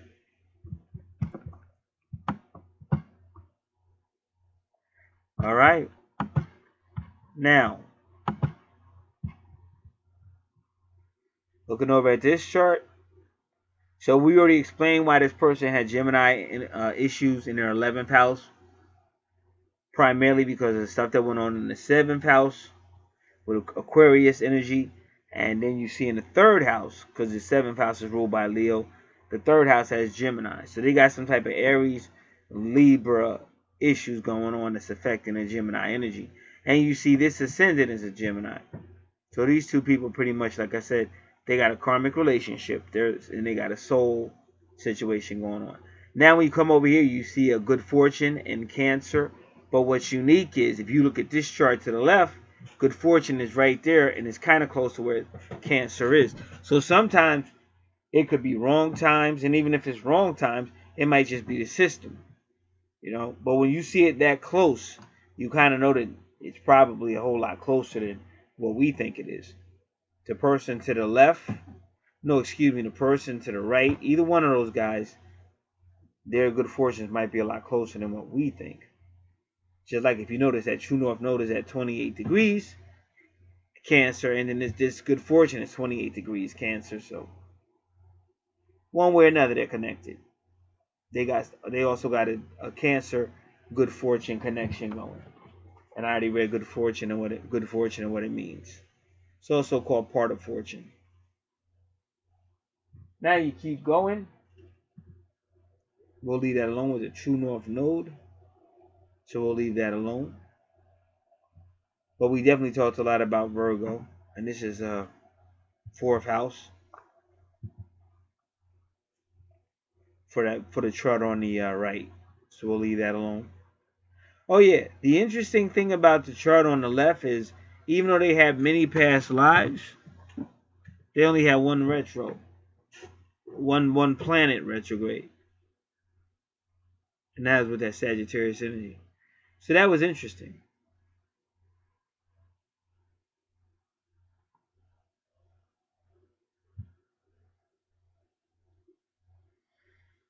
All right, leaving the force of going to this person's fifth house again, Libra in the fifth house, so something totally different, but still kind of dealing with the Leo energy. Going into the sixth house, 1, 2, 3, 4, 5, 6. Now Sagittarius, same as Sagittarius with the Pluto retrograde, but again that's in her sixth house, in this person's fifth house, but you can tell they manipulated the charts. When I say manipulated, I'm talking about the people that put all this together, because they made her 12th house become her first house.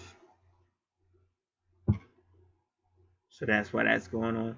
But they do stuff like this, especially with soulmates and karmic debts.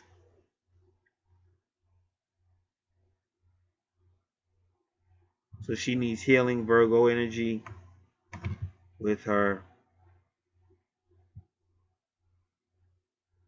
Sagittarius. And it's the same thing. Then you see Virgo.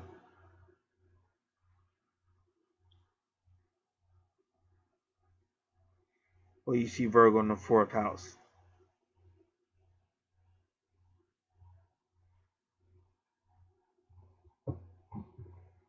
Then you get to what the seventh house that looks like, and then once again Capricorn, who's a big one on her chart.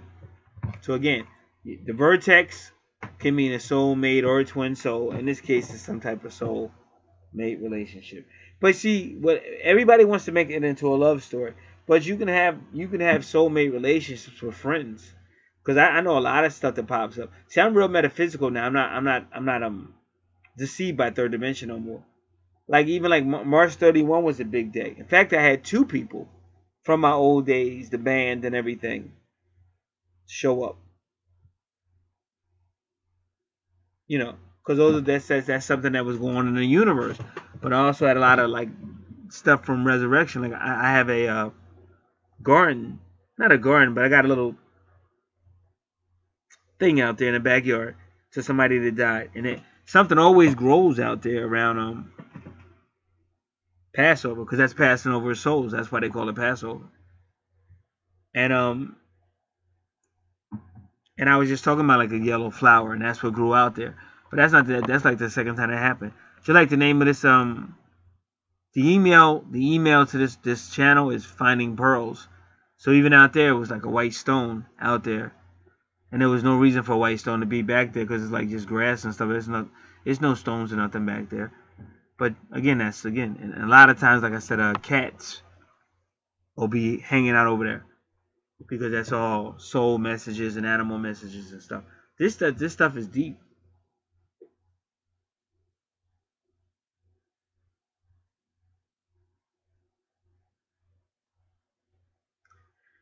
All right, so that's the whole Sagittarius thing going on. So whatever I said about Sagittarius over there on her chart to the left does apply to this person's Sagittarius on the right. And Virgo energy is trying to heal it. Home and healing and service. And the same thing with Capricorn in the 8th house. That's the soul house, like we already said. Now, see, now you get that Aquarius in the 9th house. They go to Sagittarius. But see, this will not be the only person she has Sagittarius Aquarius issues with. Guaranteed. And then you see that number 22 as well.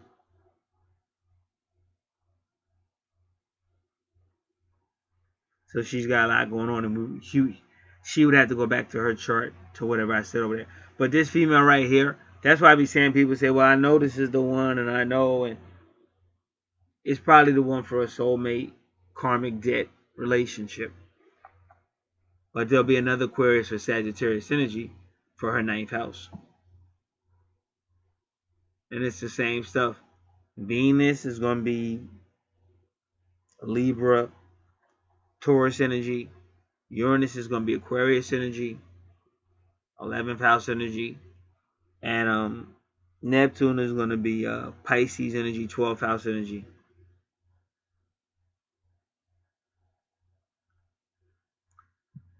Now what house is that again? 1, 2, 3, 4, 5, 6, 7, 8, 9. Oh yeah, that was a 9th house. Okay. Now we go to that 10th house. And she got Jupiter in her 10th house too. And a lot of times, you know, they'll be making money at the same time. Or it'll complement. Like when this person, I mean, if they were really good friends and they got past the separation or whatever, because I think she said this is her ex. So you might not have money, but your friend does and stuff like that. Like I was really mad at my friend Chucky. I was unbelievably mad. Just a lot of stuff went on with a lot of changes, and I was really just like really talking to God like angrily. And now he went out of his way to see me, right around Easter. He really went out of his way to try to contact me. Now he didn't know I was mad at him, but in his spirit, he probably knew. Because I was like, I'm gonna cut this dude off. I'm never gonna talk to him again. And then he really went out of his way to talk to me. So this is how this stuff works. See, this is my world. Like, if you guys know who Sid Roth is, he says, oh, the supernatural, that's my world. Welcome to my world. But this metaphysical stuff is my world. And I wasn't changing it because I really am trying to help. But sometimes you have to hear a couple of words you don't want to hear. Words like grow up a little bit. Oh, they don't want to hear that. You know, hold yourself accountable. They don't want to hear that. They just want to hear about love and why is my twin. And they just want to be out here in community. Just spending all their resources talking and talking, sounding like cats whining, but the relationship is never getting better. Whereas with me, I try to teach you a little bit of maturity, a little bit of wisdom, and everything. And I am looking out for you because I'm not out here ripping you off because my prices could be way higher, way higher. But we got to be realistic. Lights still have to come on, bills still have to be paid. That's just a fact. So I never really changed my format. I just tried to understand because me, I'm more like I get up and just get stuff done. I'm not the emotional person. I'm not gonna wait around for somebody to, you know, hold my hand and all that. It's not the way God raised me. So I try to help people, but I understand it. Believe me, I understand the love story. But you want to be balanced with it. You don't want to. Love is supposed to also help you as well.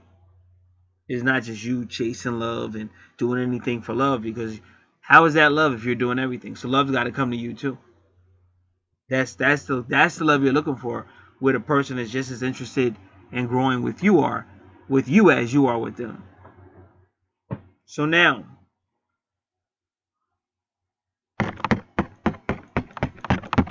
that was the 10th house, Pisces. And again, we recently did this natal chart. All you have to do is when you open up the charts, just look at this chart. When you find a matching chart, you'll know what it is. And then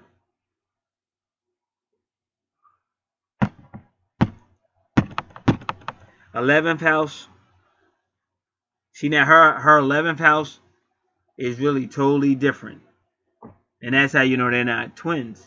Because her 11th house is basically about Aries. And if you follow her Aries first house, well, I take it back. Because you see the Gemini energy.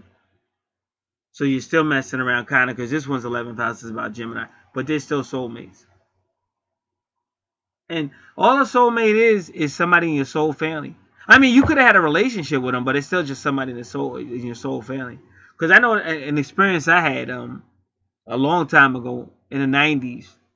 And until I understood this, then I knew that person. It was a soulmate relationship. Because I wonder why it was so powerful. Like once the trigger got turned on, it was hard to turn it off. But it was until the trigger got turned on. Because before the trigger got turned on, it was never that big of a deal to me. But once that trigger got turned on, it was really unbelievable to turn off. And it was all crazy. It was Scorpio type energy and all kind of crazy shit. But that's a soul relationship. Because like David and Bathsheba, same thing. Like Bathsheba was probably his twin soul. Because once it got turned on, wasn't nobody going to stop him from being with Bathsheba. Not God, not nobody. Because that's how powerful it can be if you're not careful.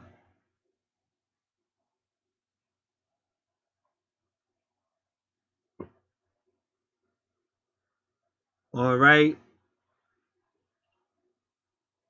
So then the 12th house, all about closure, but there's the moon as well.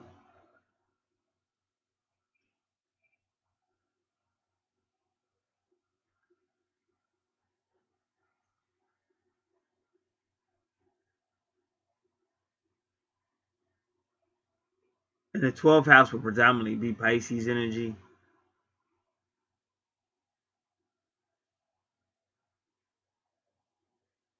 Neptune, because Neptune rules Pisces. And then Taurus will take you back to the second house. And that's the connection. I was just trying to find a connection. The second house, her second house is ruled by Cancer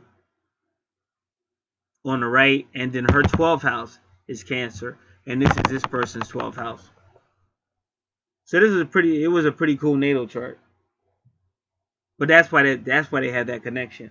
But that's a karmic soulmate relationship. And like I said, as much as we really go off, it's really like that.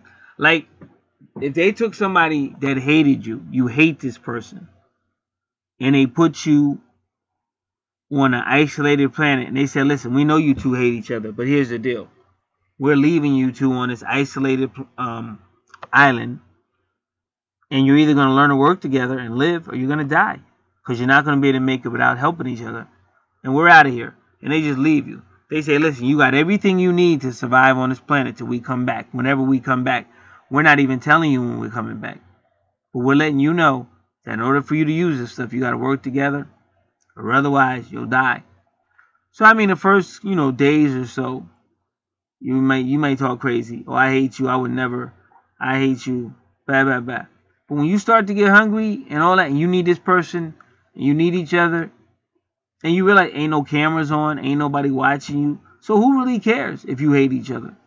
There's nobody you can put a show on to. Nobody you can talk to. No cell. Nada. All you got is this person. You're either going to work together and live, or you're going to die. So once you get past that, I need this person, and start eating, and then you start realizing, why am I being an asshole? It's nobody out here. It's just me and this person. What did they ever really do to me? You know what I'm saying? Now you're lonely, want somebody to talk to. Then you want companionship. Then one thing leads to another. Now you're like wham bam, boom, boom, boom, boom, boom. Now you got a couple of mini-me's running around. You understand? And then it doesn't even make sense. They don't give a F about us. Nobody's checked on us. Nobody's come back. It's just us and the family. Now you're tired. You're worrying about the family. You're talking about the family. Now you have a good old-fashioned family. You have a Mayberry family, not the satanic democracy demons and all the crazy shit we got going on that has stolen everything and just gave you a hell on a skateboard and a banana peel. So that's what you got now. Dysfunctional family, which is really a curse, but we call it dysfunction. But going back there, you're an isolated island. You got a family now. You got real love. Your kids love you. Everybody's working together. Boom, boom, boom. So when that ship or whatever finally comes back to pick your ass up, you might be like, fuck you, get the hell out of here. We don't want to go back. We don't want to go back to that matrix you got us in. So now the same person you would have killed before, now that's your husband, your wife, whoever. So anybody can be your soulmate. We're all one. But we just never saw it on natal charts before. So you're like, oh, this is but no, everything is one. And that's why I said a lot of stuff that happens had to happen. See, especially then, because I didn't know anything about natal charts. So whatever happened, no matter where it took you, it still was meant to happen. And even if you get your natal chart, you're going to find out, wow, I was supposed to meet this person. This was supposed to happen. Even though it led to some horrible shit, it was supposed to happen. But now me, because I'm a spiritual person, now I know to watch out. Because just because it's a fated event, it doesn't mean I got to fall for it. But that's just my personal. But I believe in spiritual stuff. Like afterlife, hell. I believe in all that stuff. Everything has its place. So I don't care if it's a fated event or not. If it doesn't check out with what I believe or what I know to be true, I'm not falling for it. Because, anything could be a fated event. But then you got to ask yourself about abortions and stuff like that. You really should be asking yourself these questions because there is an afterlife. But that's it. So this was the reading for these charts. Now, I got sales going on. This is Archangel Revelations and Prophecies 444, seen and heard on YouTube. You can go out here on the channel, see if there's any sales. You can also contact me as well. All the information you need is in the description box for people who just want to get started. Because now I'm doing moon readings as well. Those are 25. You can see some of those out there. I did a reading for a friend of mine, and he told me, you're right, there is another woman. And he gave me more information. I did that from a moon reading because I didn't know. Now, if you don't know why moon readings are important, right on this channel, you should check it out because I didn't know that the Hindus don't do all the channel. They don't do all the planets. So I never knew that. And also, the East doesn't care nothing about the Divine Feminine. But that's where your mysteries is. That's where your love and romance is. The East don't do that. They just give you something. So when you say, hey, my moon sign is Capricorn, so let me read the astrology for Capricorn. But just the sun sign. That's based on the solar system. That's not moon. And so I say, okay, go to the Hindus, but they don't do all the planets. See, this is stuff I just found out. So I've been doing the moon signs. And the best I can see has been nothing but great results. Because how am I supposed to know this guy's got a significant other that popped up? That's from the moon sign that I just found. He said, you're right. So he knows, I know. So people are seeing it. So we're doing that moon sign. Now, again, if you want your name numerology, your life prediction based on your name and your birth date on your birth certificate. Again, have the full name on the birth certificate, birth date. If you don't have the time, the angels will give us the time. Now, always write out your birth date, everybody, because you say, oh, 7/2/74. And I go, oh, great. July 2nd, 74, let's get started. And then you say, wait a minute. I'm in Britain. It's February 7th, 74. But now it's all done. So now it's problems because it's already been done. So if you write it out, you'll never have a problem with your birthday because you wrote out July 2nd, February 7th. No problem. It's that simple. Now, city, state, and if it's not the USA, write it out. City, state, wherever you are from. And if you're from Paris, France, make sure we know that. So once you have that information, whatever, you can get started with that. Because a lot of people don't wait. All right. Otherwise, just contact me. You can service and priceless. Everything's listed there. All right. I think that's everything. God bless.